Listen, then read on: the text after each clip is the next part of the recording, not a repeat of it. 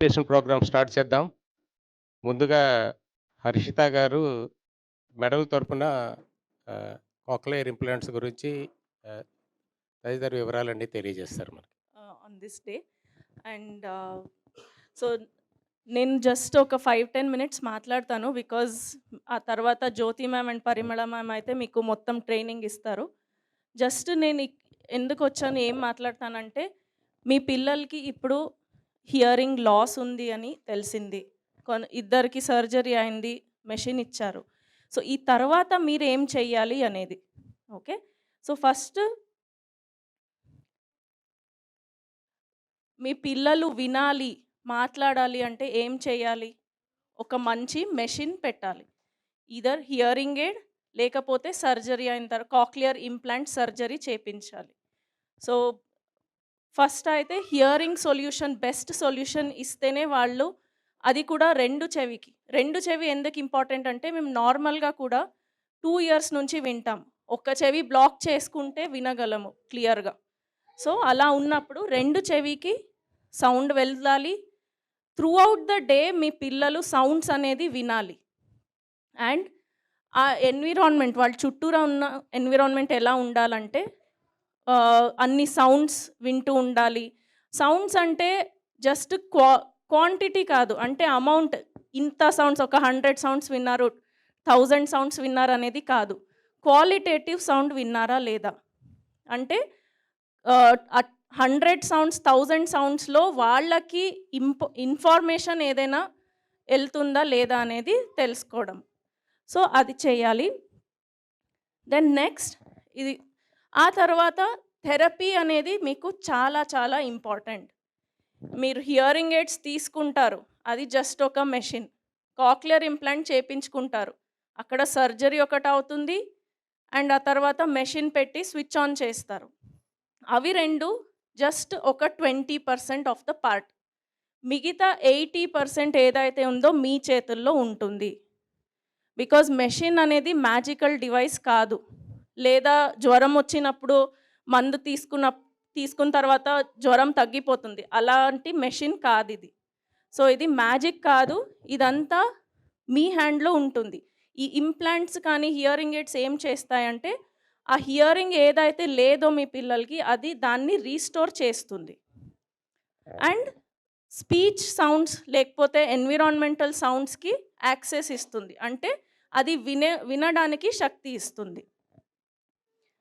And only speech sounds కాకుండా music కూడా వింటారు. సో మెయిన్‌గా థెరపీ ఎందుకెళ్ళాలంటే,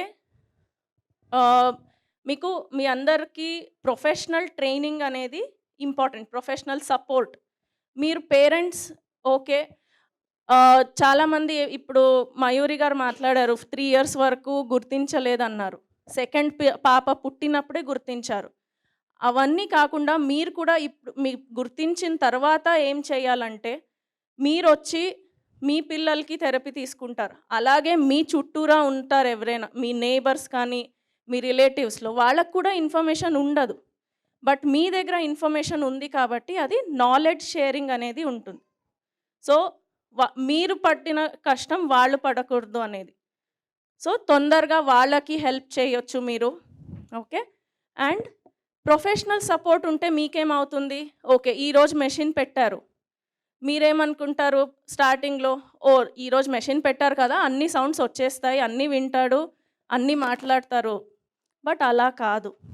ఎందుకంటే మెషిన్ పెట్టిన తర్వాత మా బ్రెయిన్ తనకి అలవాటు అవ్వాలి. నార్మల్‌గా వచ్చేది ఏంటంటే, పిల్లలు ఆడుతూ ఆడుతూ నేర్చుకుంటారు. బట్ మెషిన్ తర్వాత ఏంటి, ఆ బ్రెయిన్ అలవాటు చేసుకోవాలి. బికాజ్ అది నార్మల్ సౌండ్ లాగా ఉండదు. సో ఆ సౌండ్‌కి అలవాటు పడడానికి, మీరు ఏ సౌండ్ అయితే చేస్తున్నారో ఆ సౌండ్‌కి మీ పిల్లలు పలుకుతున్నారా లేదా, ఆ సౌండ్‌కి వాళ్ళు ఎలా రెస్పాన్స్ అవుతున్నారో అది మీరు గుర్తించడానికి మీకు ప్రొఫెషనల్ సపోర్ట్ కావాలి. ఓకే. లేదంటే ఏమనుకుంటారు, ఓకే మెషిన్ పెట్టేసాము కానీ వినట్లేదు అని చాలామంది అంటారు. అది ఎందుకంటే మీరు గుర్తించలేకపోతున్నారు కాబట్టి. సో మీ థెరపిస్ట్స్ అయితే ఎవరుంటారో, స్పీచ్ థెరపిస్ట్, స్పెషల్ ఎడ్యుకేటర్స్, వాళ్ళందరూ మీకు ఈ చిన్న చిన్న రెస్పాన్సెస్‌ని గుర్తించడానికి హెల్ప్ చేస్తారు. సో అందుకే థెరపీ అనేది చాలా చాలా ఇంపార్టెంట్. అండ్ ఈ సో థెరపీకి వస్తున్నప్పుడు కూడా మీకేమవుతుందంటే ఒక రికార్డ్ ఉంటుంది. మీ పిల్లలు 1 డేలో ఎంత నేర్చుకున్నారు, ఒక 1 వీక్‌లో ఎంత నేర్చుకున్నారు, 1 మంత్‌లో ఎంత నేర్చుకున్నారు. మీరు థెరపీకి వెళ్ళట్లేదనుకోండి, ఇంట్లో కూర్చొని మీరేదో నేర్పిస్తూ ఉంటారు. కానీ మీకు ఆ రికార్డ్ అనేది ఉండదు. సో ఇవన్నీ రికార్డ్ మెయింటెనెన్స్ కోసం, మీ సపోర్ట్ కోసం థెరపీ అనేది చాలా చాలా ఇంపార్టెంట్. సో థెరపీ మాత్రం మిస్ చేయకండి. ఇప్పుడు చాలామందికి ఉంటుంది, మేము హైదరాబాద్‌లో ఉండట్లేదు, మా ఊరు దగ్గర ఉంటున్నాము. కానీ ఆహ్, ఏమవుతుందంటే ఈ ప్రొఫెషనల్స్ అనేవారు చాలా ప్లేసెస్‌లో ఉండరు. స్పెసిఫికల్లీ హియరింగ్ లాస్‌తో వర్క్ చేసేవాళ్ళు. సో మీకిక్కడ మీనాక్షి ఫౌండేషన్‌లో అందరూ ట్రైన్డ్ ప్రొఫెషనల్స్ ఉన్నారు. సో వాళ్ళ దగ్గరకొస్తే ఏంటంటే మీకు ఎక్కువగా హెల్ప్ అవుతుంది. ఓకే. సో ఇంతే నేను ఈరోజు చెప్పాల్సిందనుకున్నాను. ఇంకా జ్యోతి మ్యామ్ అండ్ పరిమళ మ్యామ్ మీకు ట్రైనింగ్ అనేది చెప్తారు. Thank you. గురించి చెప్పాలంటే she is doing very well. మీరు కూడా చూసారు. సో తను ఆహ్, ఎంట్రన్స్ ఎగ్జామ్ రాసింది. ఆ తర్వాత ఆ తర్ దానికి ముందు కూడా అడిగింది ఏదైనా చెయ్యొచ్చా ఆడియాలజీ అంటే, నేనైతే చెప్పాను, see it's your wish. If you want to do it, you do it. So తను చెప్పింది నాకు చాలా ఏది ఇష్టమైందంటే, షీ టోల్డ్ మీ, నేను నాలాగా పుట్టిన పిల్లలకి హెల్ప్ చేయాలనుకుంటున్నాను. అందుకే ఆడియాలజీ చేయాలనుకుంటున్నా అనింది. సో ఆల్ ద బెస్ట్ పూజిత.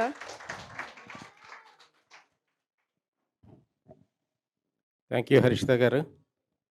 హర్షిత గారు చెప్పింది చాలా క్లియర్‌గా ఉంది. కోక్లియర్ ఇంప్లాంట్ సర్జరీ చేసుకున్న తర్వాత ఆటోమేటిక్‌గా మాటలొచ్చేస్తాయని అనుకోవడానికి వీల్లేదు.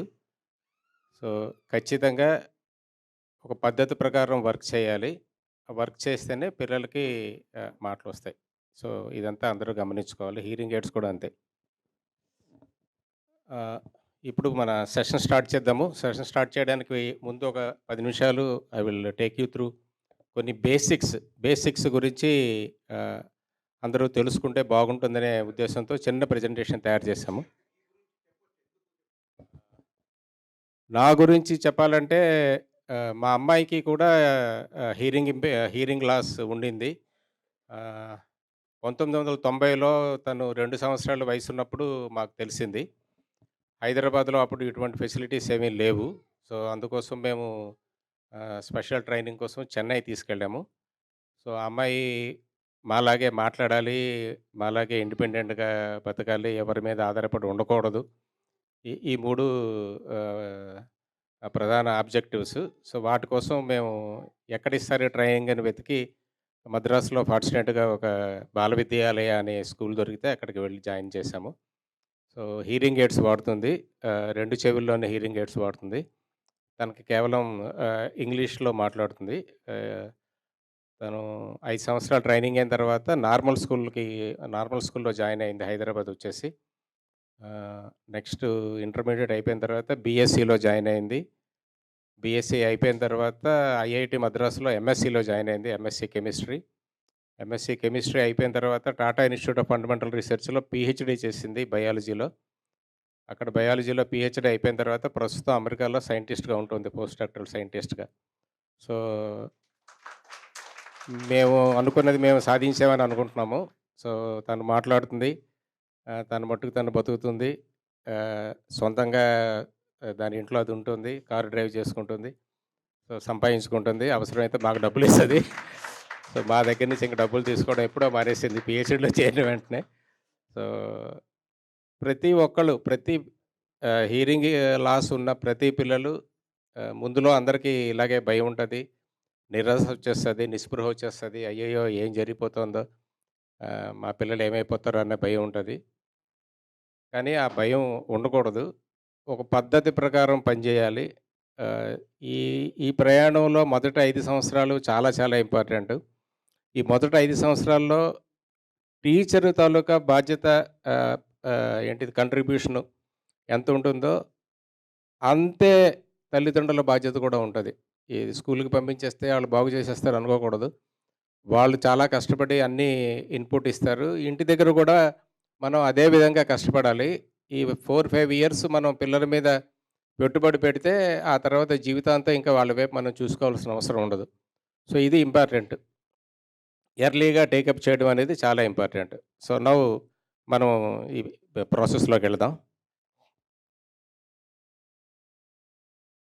ఆబ్జెక్టివ్ ఏంటంటే డెఫ్‌నెస్ వినిపించకపోవటం. వినిపించకపోవటం అనేది మనకి పిల్లలకి సంకెళ్ళేసేస్తది. దాన్ని బ్రేక్ చేయాలి మనం. పిల్లలు వినాలి, మాట్లాడాలి, నేర్చుకోవాలి. బ్లూమ్. బ్లూమ్ అంటే పువ్వులు వికసించినట్టుగా పిల్లలు వికసించాలి. అది ఆబ్జెక్టివ్.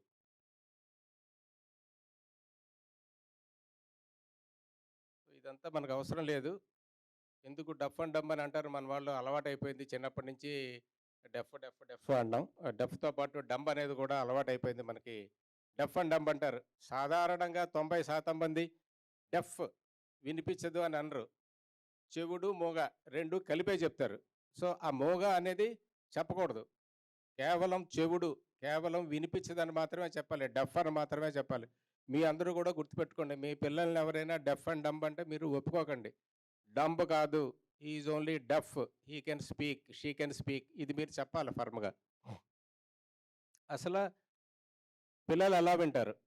నార్మల్‌గా సాధారణ వినికిడి సమస్య ఏమీ లేకుండా ఉన్న పిల్లలు ఎలా మాట్లాడతారు? దానికిను వినడానికి, మాట్లాడడానికి ఉన్న సంబంధం ఏంటి? Child receives sound and speech from people around. సాధారణంగా వినే పిల్లలు చుట్టుపక్కల వచ్చే శబ్దాలన్నిటిని, మాటల్ని అన్నిటిని వాళ్ళ ప్రమేయం లేకుండానే వాళ్ళు వింటారు. అది బ్రెయిన్‌లోకి వెళ్ళిపోతది. ఈ సౌండ్ తాలూకా ఈ శబ్దం తాలూకా వైబ్రేషన్స్ చెవుల్లోకెళ్తాయి. చెవుల నుంచి అది ప్రాసెస్ అయ్యి ఎలక్ట్రికల్ సిగ్నల్ కింద మారి బ్రెయిన్‌లోకెళ్తది. బ్రెయిన్ ఏమో ఈ సిగ్నల్స్‌ని మాట రూపంలో ఒక అర్థాన్నిచ్చి మార్చుకొని అది రికార్డ్ చేసుకుంటది. బేబీకి ఒక వయసొచ్చిన తర్వాత ఆ బ్రెయిన్‌లో రికార్డ్ అయిందంతా మాటల రూపంలో బయటకొస్తది. సో, ఆ విధంగా 11 నెల, 12 నెల రాగానే పిల్లలు మాట్లాడడం మొదలుపెడతారు. పిల్లలు వాళ్ళు మాట్లాడేది వాళ్ళకి వినబడుతుంది. వినబడడం వల్ల ఏంటంటే వాళ్ళకి వాళ్ళు స్పీచ్‌ని కరెక్ట్ చేసుకుంటారు. దీన్ని ఫీడ్‌బ్యాక్ అంటారు. దాని స్పీచ్‌ని వాళ్ళు కలెక్ట్ చేసుకుంటారు. ఒకవేళ పిల్లలు వినలేకపోతే ఏమీ జరగదు. సౌండ్ సిగ్నల్స్ బ్రెయిన్‌లోకెళ్ళవు. ఏమీ రికార్డ్ కాదు. పిల్లలు మాట్లాడటానికి బ్రెయిన్‌లో ఏం లేదు కాబట్టి మాటలు రావటం వాళ్ళ వలన కాదు. సో, ఇది మాట్లాక మాట్లాక మాట్లా మాటలు రాకపోవడానికి ప్రధాన కారణం వినికిడి లేకపోవటం. So, young brain learns spoken language better and faster. అంటే చిన్న పిల్లలు మన వయసు తక్కువ ఉన్నప్పుడే పిల్లలు ఫాస్ట్‌గా మాటలు నేర్చుకోవడానికి వీలుంటుంది. సో, గర్భంలో ఉన్నప్పుడు కొత్తగా పుట్టిన వెంటనే 3 నెలల వయసు వరకు, తర్వాత 3 నెలల నుంచి 1 సంవత్సరం వయసు. సో, ఈ బ్రెయిన్ డెవలప్‌మెంట్‌లో ఎలా జరుగుతుందంటే 3 సంవత్సరాల వయసొచ్చినప్పటికి బ్రెయిన్ 80% డెవలప్ అయిపోతుంది. ఒకటో సంవత్సరం వయసొచ్చినప్పటికి 50% డెవలప్ అయిపోతుంది. సో, 3 సంవత్సరాలకి 80% డెవలప్ అయిపోతుంది. సో, మనం ఆలస్యం చేసే కొద్దీ వాళ్ళు మాట్లాడే ఎబిలిటీని కెపాసిటీ వాళ్ళది తగ్గుకుంటూ వెళ్ళిపోతుంది. సో, ఫస్ట్‌లోనే అంటే మొదట సంవత్సరంలోనే మనం సరైన యాక్షన్ తీసుకుంటే అప్పుడు వాళ్ళు మాట్లాడటానికి అవకాశం ఎక్కువుంటుంది. వయసు పెరిగే కొద్దీ అది తగ్గిపోతూ ఉంటుంది. సో, ఏమవుతుందంటే పిల్లలకి వినికిడి లేకపోతే వాళ్ళు మిస్ అయ్యే లాంగ్వేజ్ అలా పెరుగుతూ ఉంటుంది. మనం ఆలస్యం చేసే కొద్దీ వాళ్ళు ఎక్కువ మిస్ అయిపోతూ ఉంటారు. సో, హియరింగ్ ఎయిడ్ గాని, కోక్లియర్ ఇంప్లాంట్ గాని పెట్టిన తర్వాత ఆ మిస్ అయిన లాంగ్వేజ్‌ని మనం ఇవ్వాల్సొస్తది. అందుకోసం ఎక్స్‌ట్రా వర్క్ చేయాల్సొస్తది. అందుకని త్వరగా కనిపెట్టడం చాలా చాలా important. So, early diagnosis, early intervention, easy to learn spoken language అన్నీ త్వరగా చేస్తే. గుర్తించడం త్వరగా చేయాలి. ఇంటర్వెన్షన్ అంటే 2 ఒకటి డివైస్ పెట్టడం. హియరింగ్ ఎయిడ్ గాని, కోక్లియర్ ఇంప్లాంట్ గాని పెట్టడం. తర్వాత ట్రైనింగ్ ఇవ్వటం. 2 అవసరం. ట్రైనింగ్ ఎందుకు అవసరమో ఇందాక హర్షిత్ గారు చెప్పారు. ఎందుకంటే నేచురల్‌గా వినబడని పిల్లలకి ఈ డివైస్ పెట్టిన తర్వాత వినడం స్టార్ట్ చేస్తే వాళ్ళు ఏం వింటున్నారో వాళ్ళకి తెలీదు. సో, దానికి మనం అసోసియేషన్ క్రియేట్ చేయాల. విన్నదానికి, చూసిన దాన్ని అసోసియేట్ చేసి దానికి మీనింగ్ ఏంటో చెప్పి అలాగ అసోసియేట్ చేయాలి. లేకపోతే పిల్లలకి అమ్మ అంటా కూడా తెలీదు వినబడిన తర్వాత. సో, అవన్నీ మనం అసోసియేషన్ క్రియేట్ చేయాలి. అందుకని ఎక్స్‌ట్రా వర్క్ చేయాలి. ఈ వినికిడి సమస్య ఉన్న పిల్లలకి.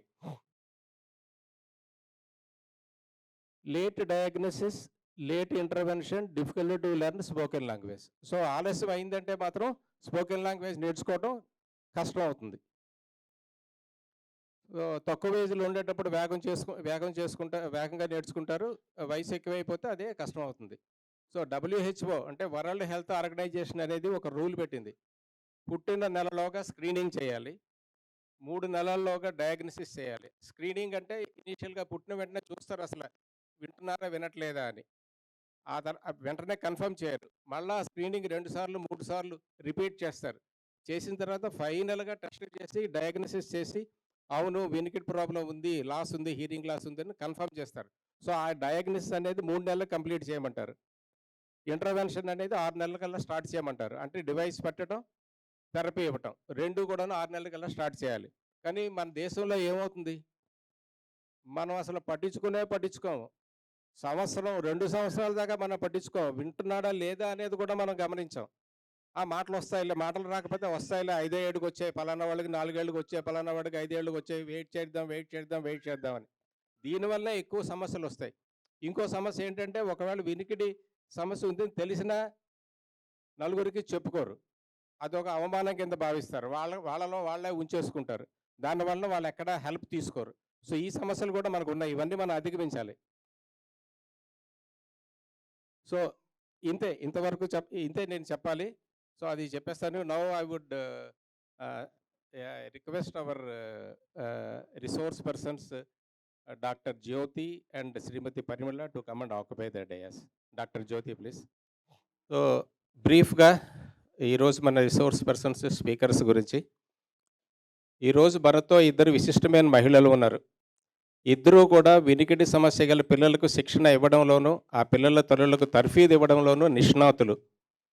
శ్రీమతి పరిమళ గారు parents association for deaf children Mysuru, అక్కడ స్పెషల్ ఎడ్యుకేటర్. వారిది ఒరిజినల్గా అనంతపురం. వివాహం తర్వాత మైసూరు వెళ్ళారు.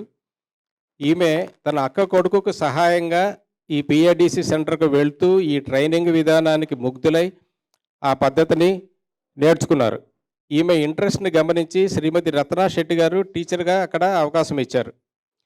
సో ఆ అనుభవాన్ని సంపాదించుకొని కోక్లియర్ ఇంప్లాంట్ వారు ఇచ్చే ఏవిటీలో తర్ఫీదు పొంది మొదట్లో తెలుగులోను, తర్వాత కన్నడ నేర్చుకొని కన్నడలోనూ ట్రైనింగ్ ఇస్తున్నారు. పిల్లలకు తల్లులకు ఎర్లీ ఇంటర్వెన్షను, ప్రీ స్కూల్ ట్రైనింగు గత 30 సంవత్సరాలుగా ఇస్తున్నారు. ఇంటి దగ్గర కూడా మెయిన్ స్ట్రీమ్లో కలిసిన పిల్లలకు స్కూల్ సబ్జెక్ట్స్లో సందేహాలు తీర్చి అవసరమైతే ట్యూషన్ ఇస్తారు. ఇదంతా కూడా ఉచితంగానే చేస్తారు. శ్రీమతి పరిమళ గారి సేవలను గుర్తించి రోటరీ క్లబ్ మైసూరు వారు, వాటి అనుబంధ సంస్థలు, బిల్డర్స్ అసోసియేషన్ వారు, కొన్ని ఎన్జిఓస్ సన్మానాలు చేశారు. కన్నడ సాహిత్య అకాడమీ వారు బెస్ట్ టీచర్ అవార్డు ఇచ్చారు. సాధకి అనే బిరుదును కూడా ప్రదానం చేశారు. పిఏడిసి మైసూరులో తర్ఫీదు పొందిన విద్యార్థులలో ఒకళ్ళు మాస్టర్ ఆఫ్ డెంటల్ సర్జరీ చేసి ప్రస్తుతం విశాఖపట్నం డిస్ట్రిక్ట్లో ప్రాక్టీస్ చేస్తున్నారు. మన ముందు ఉన్న పూజిత కూడా పరిమళ గారి ట్రైనీయే. సో ఈ విధంగా చాలామంది NIT national institute of technology, ఐఐటీలలో చదివిన వాళ్ళు ఉన్నారు. ఇంజనీర్లు, ఎంబీఏలు అయ్యారు. విదేశాలలో కూడా చదివి ఉద్యోగాలు చేసిన వారు ఉన్నారు. తనకు ఓపికనంత కాలం ఈ విధంగానే పిల్లలకు తర్ఫీదు ఇవ్వాలని ఆమె ఆశయం. So wish her all the best.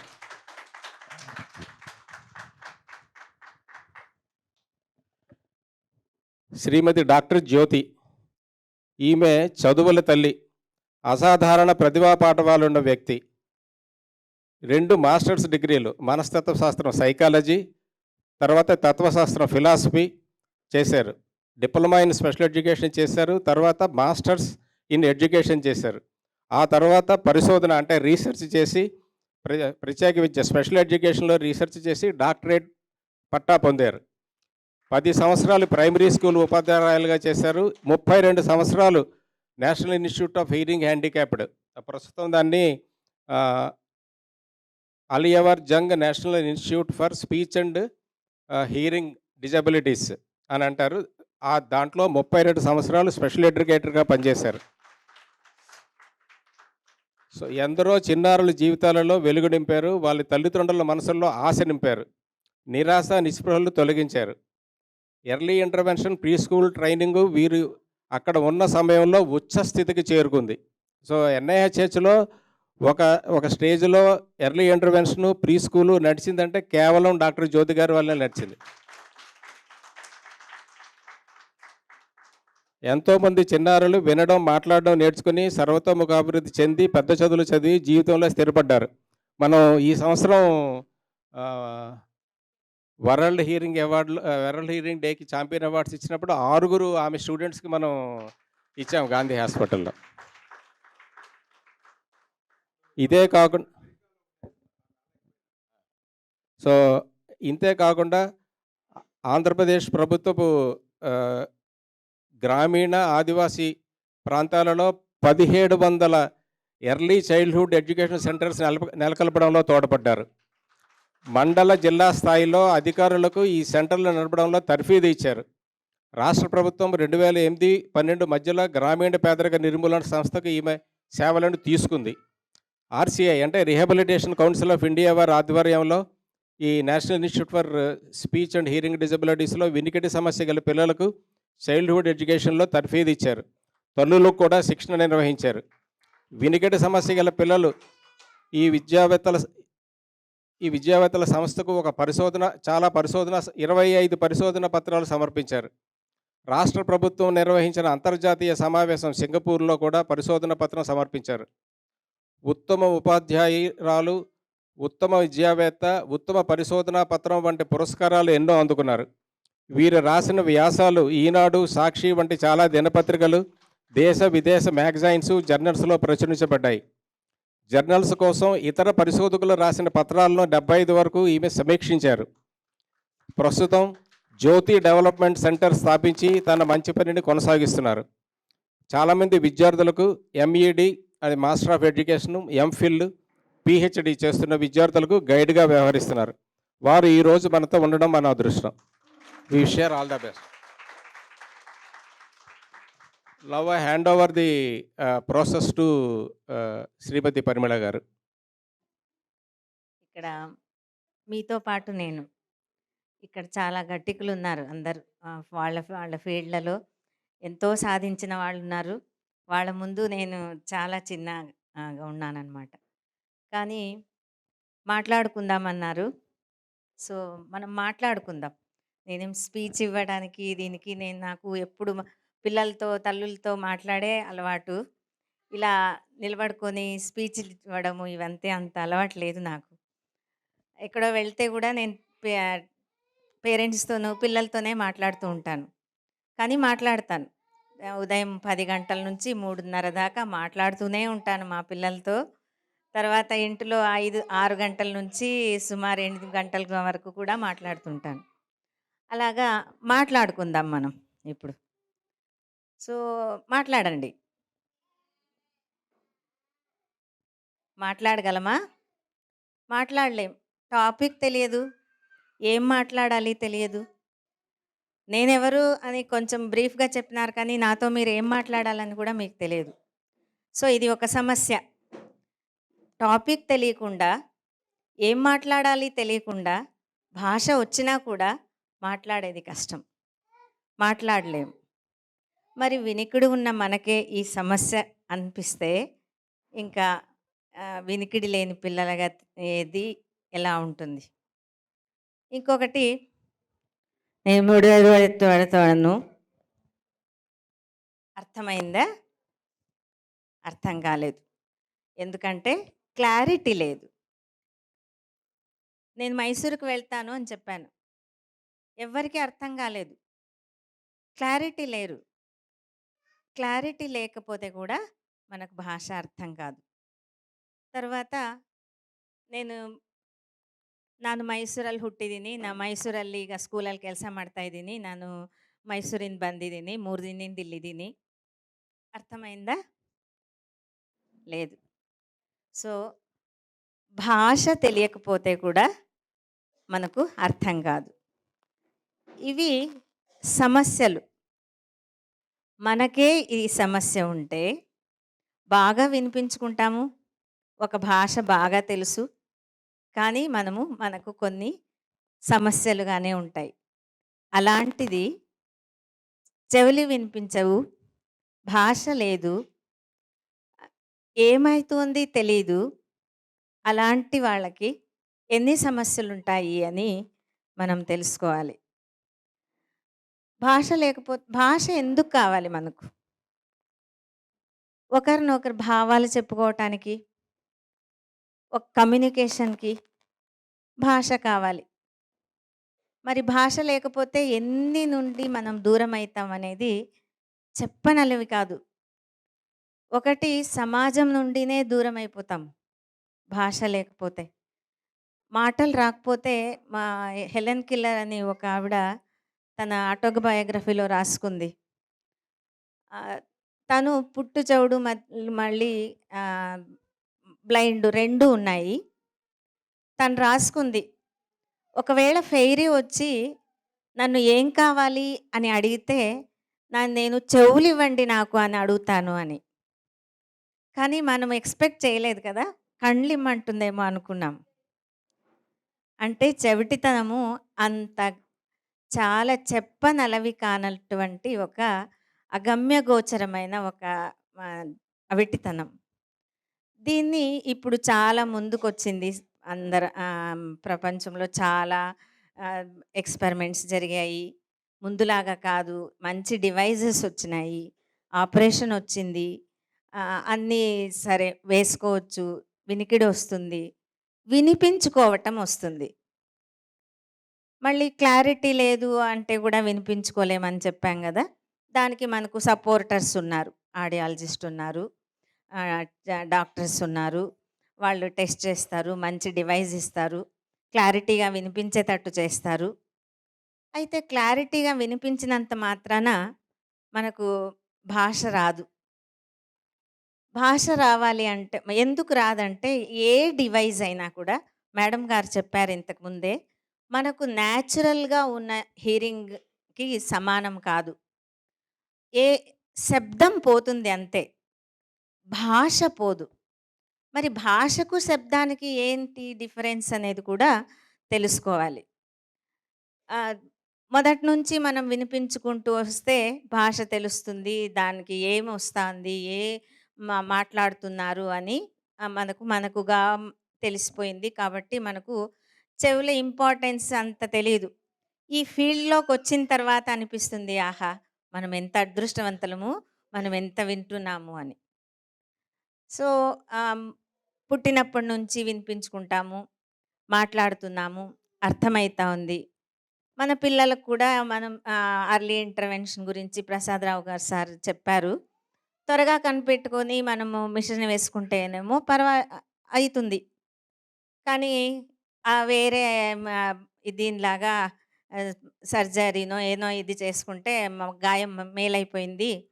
కళ్ళు కొంచెం మసగ్గా కనిపిస్తున్నాయి. అద్దాలేసుకున్నాము సరిపోయింది అని అనేటంటిది కాదు ఇది.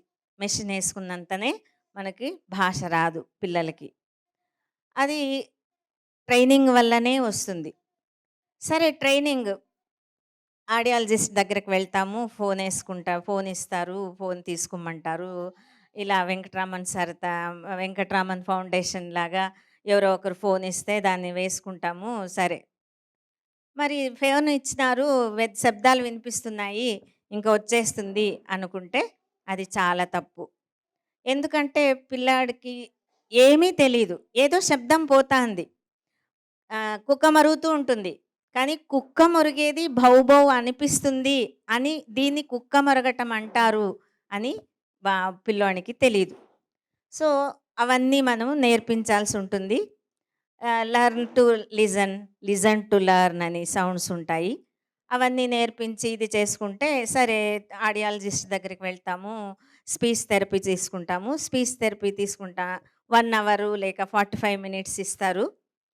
ఆహ్, స్పీచ్ థెరపీ తీసుకుంటే వచ్చేస్తుంది. సరే ఇంటికెళ్ళిపోదాం అనుకుంటే చాలదు. స్పీచ్‌కును, లాంగ్వేజ్‌కి చాలా డిఫరెన్స్ ఉంది. స్పీచ్ అంటే క్లారిటీగా మాట్లాడటం. అమ్మ అంటే అమ్మ అనిపించేది స్పీచ్. అమ్మ మా అమ్మ నన్ను చూసుకుంటుంది అనేది లాంగ్వేజ్. సరే అనుకుంటాను. ఆడియాలజిస్టులందరూ ఉన్నారిక్కడ. ఆహ్, ఇలాగా పదాలు చెప్పిస్తే మనం మాట్లాడలేము. ఆ పదాలను ఎప్పుడు యూజ్ చేసుకోవాలి? ఎక్కడ యూజ్ చేసుకోవాలి? ఆ పదాలను ఒక వాక్యంలో ఎక్కడ పెడితే సరియైన అర్థమొస్తుంది. ఇది చెప్పించాలి. తర్వాత మంచి లిజనర్ అయితే మంచి భాష నేర్చుకుంటాడు అని కూడా ఒకటుంది. చిన్న పిల్లలు కాన్సంట్రేషన్ స్పాన్ తక్కువగా ఉంటుంది. వాళ్ళ స్పాన్‌ను చూసుకొని మనము భాషను నేర్పించాల్సుంటుంది. తర్వాత ఆహ్, థెరపీ ఇస్తారు. లిజనింగ్ వస్తుంది. లిజనింగ్ వచ్చిన తర్వాత భాషను మనము డెవలప్ చేస్తూ సైమల్టేనియస్‌గా డెవలప్ చేయాలి. అది ఎలా అంటే కూర్చొని బకెట్‌లో నీళ్లు పెట్టుకోవాలి, స్నానం చేయాలి, స్నానం చేస్తే శరీరం శుభ్రమైతుంది. బట్టలేసుకోవాలి, స్కూలుకి రావాలి, స్కూలుకొచ్చేటప్పుడు బ్యాగ్ తీసుకొని రావాలి. ఇవన్నీ కూర్చొని చెప్తే అక్కడ బకెట్ లేదు, అక్కడ మగ్గు లేదు, అక్కడ నీళ్లు లేవు, అక్కడ బ్యాగు లేదు. స్కూలుకి వెళ్ళి వచ్చి అక్కడ కూర్చున్నారు. అర్థమైతుందా? అర్థమైతుందా? అర్థమవ్వదు. అందుకు బకెట్ తెలుసు అబ్బాయికి చెప్పించాము. బకెట్, బకెట్ అని చెప్పించాము. బకెట్ పలుకుతాడు. బొమ్మలో చూస్తే బకెట్ చెప్తాడు. జనరలైజేషన్ అనేది కావాలి. సో, దాన్నంతా ఆడియాలజిస్ట్ కానీ, ఏ టీచర్ కానీ చేయటానికి కాదు. ఇది తల్లి చేయాల్సిన పని. ఇప్పుడు కొంచెం ఆలోచన చేయండి. సామాన్యంగా మనం మాట్లాడే భాష ఎవరితో నేర్చుకున్నాము?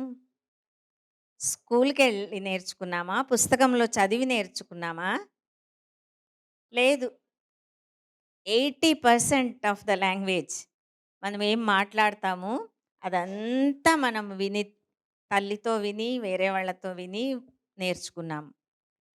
ఏమో గ్రామరు, నాలెడ్జు ఇట్లాంటివే మనం చదివి నేర్చుకునేది. వేరే భాష అంతా మనం వినిపించుకునే నేర్చుకున్నాం. అంత వినిపించుకునే నేర్చుకునే శక్తిని మనము మన పిల్లోళ్ళకి ఇవ్వాలి. అంటే సందర్భానికి సరింగా మాట్లాడేదాన్ని నేర్పించాలి. సో, సందర్భానికి సరింగా మాట్లాడాలి అంటే పిల్లాడు లేచినప్పటి నుంచి సాయంత్రం పడుకునేదాకా ఏ ఏ యాక్టివిటీస్ చేస్తాడు, వాటన్నిటికీ మొదట కామెంటరీ లాగా ఇస్తూ ఉండాలి. ఎందుకంటే మొదట భాష పోతే లోపలికి అది ప్రాసెస్ అయ్యి లైబ్రరీలో చేరుకొని తరువాత బయటకొస్తుంది. సో, వేచి ఉండాలి. మొదట్లో మనం పిల్లలతో మాట్లాడాలంటే గోడతో మాట్లాడినట్టే ఉంటుంది. అట్లని ఆపేయకూడదు. ఇంకా ఒకటి మనం చేసే తప్పేమంటే పిల్లాడికి వినిపించదు అంటూనే మాటలు మానేస్తాం. వేరే నార్మల్ పిల్లలతో ఎంత మాట్లాడతామో దానికంటే ఎక్కువగా మాట్లాడవలసిన పిల్లాడితో మాటలే నిలిపేస్తాం. వినిపించదు కదా! అందుకు మాట్లాడొద్దు. ఏం వినిపించకేదో ఏం మాట్లాడితే ఏమొస్తుంది? అని కూడా అనుకుంటాం. కానీ ఒకటి ఆలోచన చేయము. ఒక క్రాడల్లో పడుకున్న బాబుతో ఎంత మాట్లాడతాం. బెల్ వినపడింది, నాన్నొచ్చారేమో వెళ్దాం రా తలుపు తీస్తాము. అయితే పిల్లాడికి అర్థమైందా? మాట్లాడతాం గదా! అలా మాట్లాడుతూనే అది వెళ్ళి చేరుకొని ప్రాసెస్ అయ్యి తర్వాత బయటకొచ్చింది. మరి ఈ పిల్లాడితో ఎందుకు మాట్లాడము? హియరింగ్ ఎయిడ్ వేశాము, శబ్దం పోతుంది, ఆడియాలజిస్ట్ దగ్గర స్పీచ్ థెరపీకి వెళ్తున్నాము. మరెందుకు మాట్లాడం? అలాగా 2 రూల్స్. ఒకటి మాట్లాడటానికి మాట్లాడు అని ఒకటి పెట్టుకోవాలి. తర్వాత అబ్బాయి మనం ఎలాగా లేచినంత సేపు వినిపించుకుంటాము, అంత మాట్లాడాలి అని. అంటే మా పాపనో, అబ్బాయో లేచినాడు, మెలకువగా ఉన్నాడు, నేనెందుకు నోరు మూసుకొనున్నాను అనేది తల్లుల్లో రావాలి. అప్పుడు మంచి రిజల్ట్ వస్తుంది. ఎందుకంటే మొదట్లో బాగా భాషా జ్ఞానము డెవలప్ అయ్యేదాకా వేరే వాళ్ళ భాష పిల్లలకి అర్థం కాదు. వినిపించుకోరు కూడా, దానికి గమనించరు కూడా. అందుకు తల్లి పాత్ర చాలా ఉంటుంది. తల్లి నువ్వు 100% ఇన్వాల్వ్ అయితే గాని పిల్లలకి బాగా స్పాంటేనియస్‌గా మాట్లాడేది అలవాటైతుంది. సో, తల్లి చేయాలి అంటే ఇంటిలో వాళ్ళందరి సహకారం కూడా కావాల్సొస్తుంది. మెయిన్‌గా ఫాదర్స్‌ది. ఫాదర్ ఒక్కడు నేను వెనుకున్నాను నీకు నువ్వు చెయ్యి అంటే ఇంకంతే. ఇంక తల్లి ఏ తల్లి ఆగదు. ఇంక ముందుకు నేర్పించుకుంటూనే పోతుంది. కాబట్టి మీకు లక్కీగా ఇక్కడ చేరిన వాళ్ళకి వెంకట్రామన్ ఫౌండేషన్ ఒకటి దొరికింది. చాలా ఒక 5, 6 అవర్స్ అక్కడే మీకు స్పీచ్ ఇది లాంగ్వేజ్ చెప్పించేది అయితుంది. సో, అక్కడ నేర్చుకుంటే ఆ మెథడ్ అట్లా ఉంది. ఎక్కడ తల్లులని ఇన్వాల్వ్ చేసుకుంటామో అక్కడ చాలా మంచి రిజల్ట్ వస్తుంది. ఆడియాలజిస్టులు కూడా చెప్తారు. ఇది తల్లి ఇన్వాల్వ్ అయితేనే ఫ్యామిలీ, డాక్టర్, ఆడియాలజిస్ట్ ముగ్గురు చేరితేనే పిల్లలకి రిజల్ట్ వస్తుంది అని చెప్తుంటారు వాళ్ళు కూడా. వాళ్ళ దీంట్లో అది అట్లా ఉంటుంది. 45 మినిట్సే వాళ్ళకవుతుంది కాబట్టి, ఇలాంటి తల్లి మదర్ ట్రైనింగ్ సెంటర్స్ ఉన్నాయి. దాంట్లో మీకు చాలా మంచి రిజల్ట్ వచ్చేకి ఇదైతుంది. ఆహ్, మీనాక్షి వెంకటరామన్ ఫౌండేషన్ వాళ్ళు మా స్కూల్ వుడ్‌ఫోర్డ్ ఓరల్ మెథడ్ అని మేము మా మైసూర్ స్కూల్‌లో అలవాటు చేసుకొని దాన్ని ఇండియన్ సర్కమ్‌స్టాన్సెస్‌కి కొంచెం మార్పులు చేసుకొని దాన్ని అనుసరిస్తాము. అదే బాల విద్యాలయ కూడా ఆల్మోస్ట్ అలాగే ఉంది. మీకు అవి 2 కలిసి ఇంకా పెద్ద రిజల్ట్ వచ్చేలాగా ఇక్కడ ఉన్నవాళ్ళు మీకు సహకరిస్తున్నారు. మీరు చాలా అదృష్టవంతులు. దాన్ని సరిగ్గా ఉపయోగించుకొని మీరు అందరూ మీ పిల్లలకి బాగా భాషా జ్ఞానాన్ని నేర్పించొచ్చు. సో, మొదట వచ్చినప్పుడు ఏం మాట్లాడాలి ఇది తల్లులని ట్రైనింగ్ చేస్తారు. తల్లి ఎంత ట్రైనింగ్ అయితే అంత బాగా పిల్లలకి మాట్లాడడం వస్తుంది.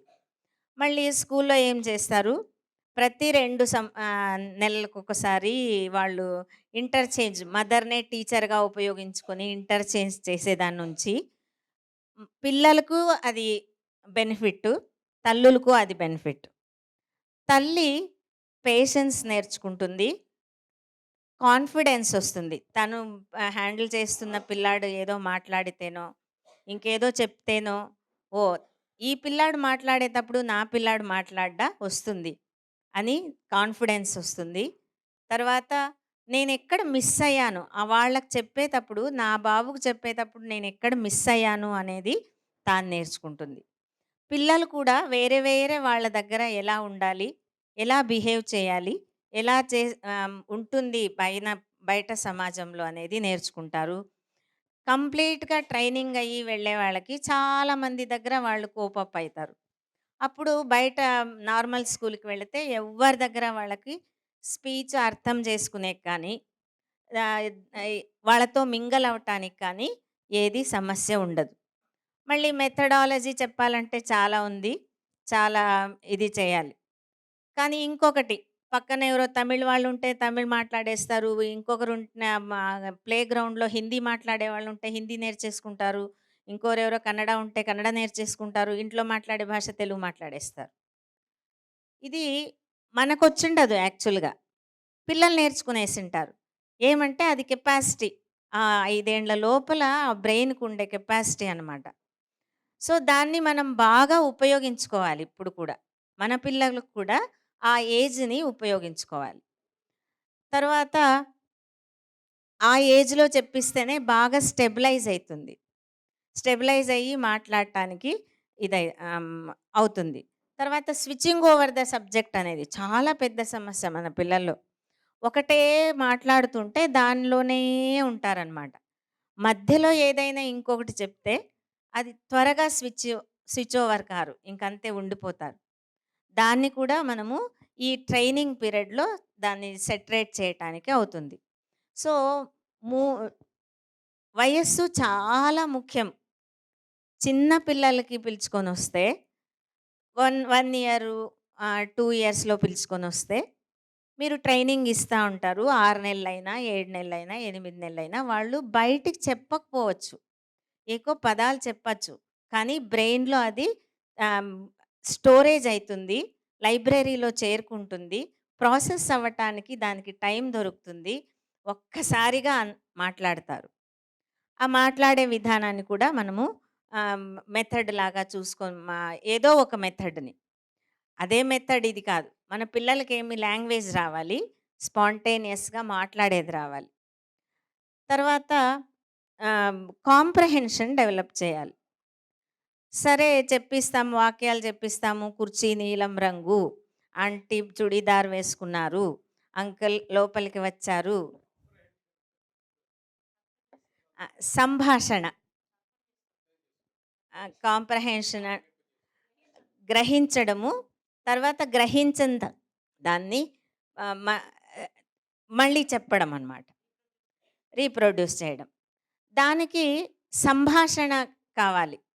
ఆ సంభాషణ కూడా నేర్పించడము చాలా ఇంపార్టెంట్. సంభాషణ చేయటానికి మొదట మంచి లిజనర్ అవ్వాలి. లిజనర్ అవ్వాలి అంటే మనము వాళ్ళకి లిజనర్ అంటే హియరింగ్ కాదు. చాలా డిఫరెన్స్ ఉంది రెండిట్లోనూ. హియరింగ్ మళ్ళీ లిజనింగ్‌లో. హియరింగ్ మనమంతా వింటున్నాం. లిజనింగ్ అర్థం చేసుకొని వింటున్నాం. అది డిఫరెన్స్. సో, అర్థం చేసుకొని వినేదాన్ని పిల్లలకి మొదట అలవాటు చేయాలి. మంచి లిజనర్ కావాలి. అంటే వాళ్ళను కాన్సంట్రేషన్ చేసుకొని చేయరు. అంటే పిల్లలలాగా పిల్లల ఏజ్‌కి వెళ్ళి వాళ్ళతో మాట్లాడుకొని సంభాషణ చేస్తే త్వరగా నేర్చుకుంటారు. కూర్చోబెట్టుకొని ఒక చోట విను, చెయ్యి, కాదు అంటే కాదు. సరే ఇంత చేస్తున్నాము, నేర్పించాము, ఈరోజు కూర్చోబెట్టుకొని ఇది చెప్పించాము, అది చెప్పించాము, ఓకే అని అనుకుని వదిలేస్తే అంతే. ఆ రోజుకే అయిపోతుంది. దాన్ని రిపిటేషన్స్ కావాలి. మనము అంతే. మన భాష మనకు ఎలా రిజిస్టర్ అయిందంటే, చాలా సార్లు విన్నాం. సోషల్ లాంగ్వేజ్ అంటూ వే హ్మ్. చిన్నప్పటి నుంచి సామాన్యంగా మనం రీప్రొడ్యూస్ చేసి 3, 4 ఇయర్స్ విన్నదాన్నే విన్నాం. మళ్ళీ ఆ సందర్భంలోనే విన్నాం. అందుకు ఆ సందర్భంలో ఆ మాటలు వస్తాయి. ఇవన్నీ ఆ సందర్భపు మాటలు అని తెలుస్తుంది. ఉదాహరణకు ఇంట్లో భోజనం పెడుతుంది అమ్మ. పెట్టేటప్పుడు ఏం చేస్తుంది? తట్ట తీసుకో, కడుక్కొని రా, పెట్టుకో, పక్కన లోటా పెట్టుకో, నీళ్ళేసుకో, అన్నం వేస్తాను, ముట్టద్దు వేడిగా ఉంది, చారు వేస్తాను, నిదానంగా కలుపుకో, కారం ఉందా, నెయ్యి వేయనా, చెప్తూనే ఉంది 3, 4 సంవత్సరాలు. అందుకు అక్కడున్న ఆ భాష అంతా ఈ సందర్భంలో ఉపయోగించుకోవాలి అని తెలిసింది. అన్నీ అంతే. మన చుట్టూరా ఉన్న అంత భాషను ఆ సందర్భంలో మాట్లాడితేనే వస్తుంది. దీన్ని ఒక టీచర్ కానీ, ఒక ఆడియాలజిస్ట్ కానీ చేయటానికి కాదు. ఇది తల్లి పాత్ర. తల్లి నేర్చుకొని తల్లే చేయాలి. అందుకు తల్లి చాలా ఇంపార్టెంటు పిల్లలకి లాంగ్వేజ్ నేర్పించే దాంట్లో కానీ, భాష నేర్పించే దాంట్లో. కాబట్టి ఒక 2, 3 ఇయర్స్ మీరు మీ అన్నీ దీన్ని వదిలించుకొని, ఒక యజ్ఞానికి కూర్చున్నాను నేను, కంకణబద్ధమయ్యాను అనుకొని మీరు నేర్పిస్తే పిల్లలకి మంచి రిజల్ట్ వస్తుంది. మీరే చూస్తున్నారు 3 సంవత్సరాలు, 4 సంవత్సరాలు రిగరస్ ట్రైనింగ్ వల్లనే పూజిత ఈ లెవెల్‌కొచ్చింది. అది కాక చాలామంది డాక్టర్స్ అయ్యారు. డాక్టర్‌గా అయ్యుండేది చాలా తక్కువ. మొదట హియరింగ్ ఇంపైర్డ్‌కి డాక్టర్‌గా ఇస్తా ఉండలేదు. ఇప్పుడు డిజిటల్ ఇది వచ్చింది స్టెతస్కోపు. అందుకు ఇవ్వడానికి వస్తున్నారు. ఇప్పుడు ఎంఎస్ కూడా చేస్తున్నాడు ఒక అబ్బాయి. తర్వాత ఈ సంవత్సరం 4 డాక్టర్స్ వస్తున్నారు మా సంస్థ నుండి. ఇంకా ఇద్దరు ఈ ఇది చేరుకున్నారు. డాక్టర్‌గా చేరుకున్నారు. సో, వాళ్ళకయింది మీకు కాదా? అవుతుంది. కదా! వాళ్ళు మీలాగే వచ్చారు. చిన్న పిల్లలకి ట్రైనింగ్ ఇచ్చారు. వాళ్ళు ఇదే మెథడ్‌లో మీ సార్‌కు మీరు లక్కీగా సార్ మీకు ఆ మెథడ్ చేస్తున్నారు. ప్రసాదరావు గారున్నారు. మంచి రోల్ మోడల్ మీకు. ఆహ్, అయితుంది మీకు కూడా. కానీ పట్టుదల ఉండాలి. నేను నేర్పిస్తాను అనే ఇది ఉండాలి. ఛాలెంజింగ్ ఉండాలి. నా బిడ్డను నేను నిలబెడతాను సమాజంలో అనే ఒక ఇది ఉండాలి. పట్టుదల ఉండి, ఇవన్నీ ఉండి రెగ్యులారిటీ లేకపోతే కూడా రాదు. హ్మ్. ప్రతిరోజు రావటం. క్రమబద్ధంగా రావటం అన్నమాట. ఒకరోజొస్తారు. తర్వాత 4 రోజులు రారు. తర్వాతొస్తారు.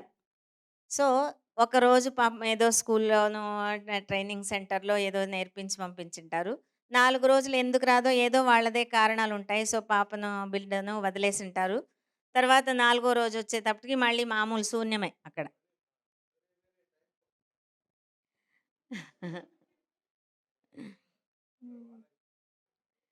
సో, మళ్ళీ శూన్యమక్కడ.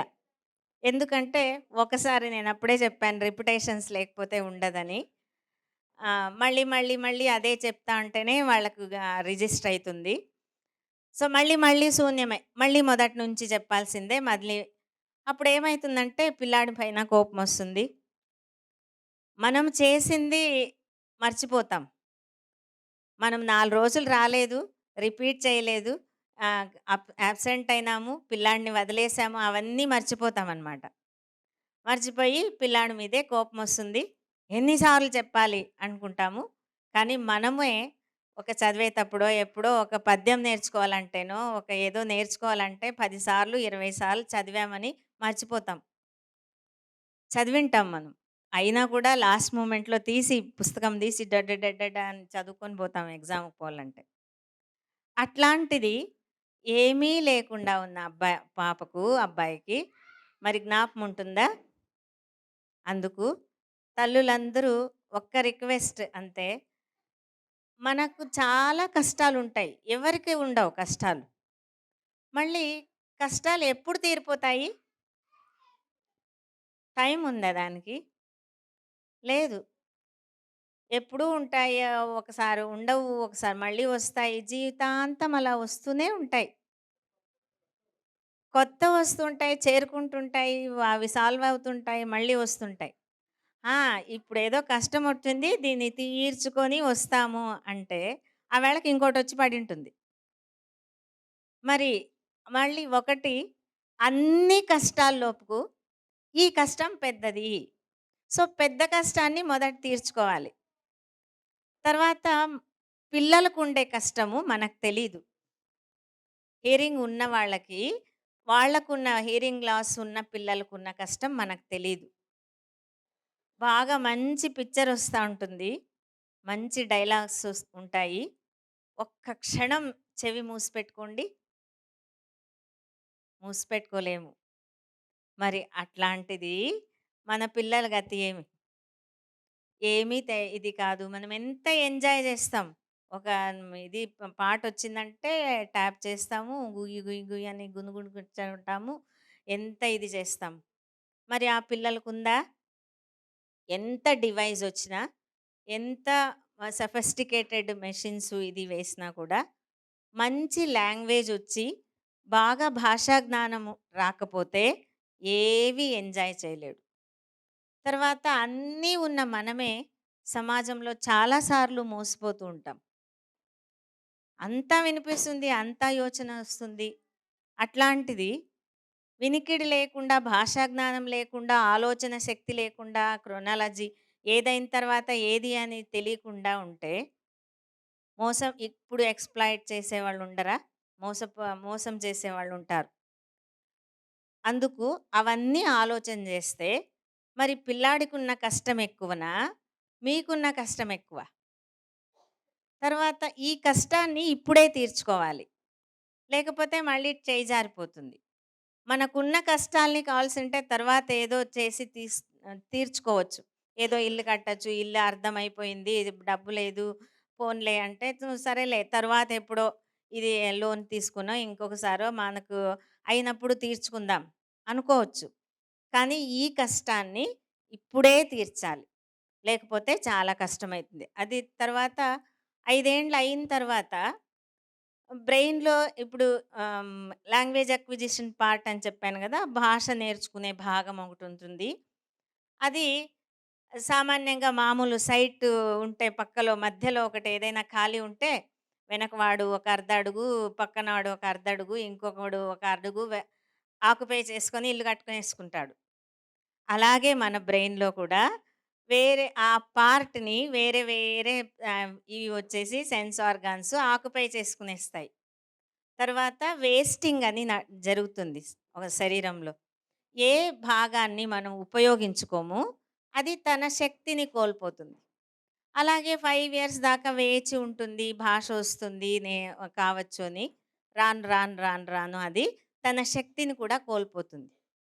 అది ఇంటర్నల్ పార్ట్ అయితే బయట పిల్లాడికి సింపతి దొరుకుతుంది. అయ్యో! వినిపించదు. అయ్యో! పోన్లే. అయ్యో! వాడు చెయ్యనులే. వానికి తెలీదు గదా! ఈ సింపతి వస్తుంది.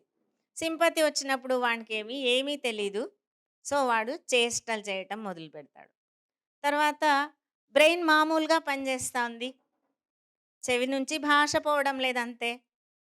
ఏది చేయొచ్చు, ఏది చేయకూడదు తెలీదు. కాబట్టి ఏదో చేసేస్తుంటాడు. తర్వాత డెఫ్ ఎంజాయ్స్ దేర్ డెఫ్‌నెస్ అంటారు. సో, వాడి లోకంలో ఉండి వాడు ఆరాముగా ఉండేది నేర్చుకునేస్తాడు. ఈ శబ్ద ప్రపంచానికి రావటానికి ఇష్టమే పడడు తర్వాత. వీటన్నింటికి మేలుగా గెస్చర్స్ నేర్చుకునేస్తాడు. సులభం అది. సో, గెస్చర్స్‌ని వదిలించి భాష వేయడము చాలా కష్టం. మన నైజమే అది. మానవుల నైజం. సులభాన్ని మనము అక్వైర్ చేసుకునేస్తాం. అలాగే పిల్లాడు కూడా గెస్చర్స్ సులభం. బయట నుంచి వాయిస్ తీసి అది ఇన్నేళ్ళయిపోయింది. చేష్టలు కూర్చోబెట్టాలి, చెప్పించాలి, రిగరస్ ట్రైనింగ్ ఇవ్వాలి. లేకపోతే కాదు. వానికి అది ఇష్టం లేదు. వాని లోకంలో ఉండేది అలవాటైపోతుంది. కాబట్టి 5 సంవత్సరాల తరువాత పిల్లలకి చాలా కష్టము ట్రైనింగ్ ఇవ్వడం. భాష నేర్పించడం చాలా కష్టం. ఇంట్లో కూడా అంతే. ఇప్పుడు నేను చెప్పిన ఇంట్లో సందర్భోచిత మాటలన్నీ ఆ 5 ఏండ్ల పిల్లోడితో మాట్లాడడం చాలా కష్టము. ఒక చోట నిలబడ్డు, ఒక చోటకు వెళ్ళడు, తల్లిని వినిపించుకోడు. మొదట హియరింగ్ ఎయిడ్‌లో వినిపించుకోవటం వచ్చి తల్లిని చూసి ఇది చేయటానికి వాడు ఉంటే కదా అక్కడ. వేరే వాళ్ళది భాష తెలీదు కాబట్టి వేరే వాళ్ళు మాట్లాడేది తెలీదు. అందుకు క్రూషియల్ ఏజ్. చిన్న పిల్లలు చాలామందొచ్చారు. వీళ్ళందరూ బాగా జ్ఞాపకం పెట్టుకోండి. ఈ వయస్సు వదిలేస్తే మళ్ళీ మీకు చెప్పించడం చాలా కష్టము. ఈ వయసులో నేర్చుకున్నంత మళ్ళీ వయసులో నేర్చుకోలేరు. కాబట్టి మీకొచ్చిన ఈ అవకాశం అనే చెప్పాలి. ఎలాగో తెలిసింది త్వరగా మీకు. త్వరగా హియరింగ్ ఎయిడ్ వేశారు. త్వరగా ఆపరేషన్స్ అవుతున్నాయి. దీన్ని బాగా సక్రమంగా ఉపయోగించుకొని, మళ్ళీ మెథడ్‌ని అలవాటు చేసుకొని, తల్లి పూర్తి సమయాన్ని కేటాయించి పిల్లలకి ట్రైనింగ్ ఇస్తే, మీ పిల్లలు కూడా రేపొద్దునే సమాజంలో ఎవరికీ బరువు కాకుండా, తర్వాత వాళ్ళ కాళ్ళ మీద వాళ్ళు ప్రసాదరావు గారి అమ్మాయి గురించి చెప్పారు గదా! మరి అలాగా వాళ్ళ కాళ్ళ మీద వాళ్ళు నిలబడుకొని, ఎవ్వరికి బరువు కాకుండా, ఎవరితోనూ ఏమి మాటలు పడకుండా, ముఖ్య వాహినిలో, ముఖ్య సమాజంలో వాళ్ళ అందరితో పాటు వాళ్ళు ఆహ్, ఒక మంచి ప్రజగా జీవనాన్ని సాగించటానికి అవుతుంది. కాబట్టి అందరికీ ఒకటే ఇది.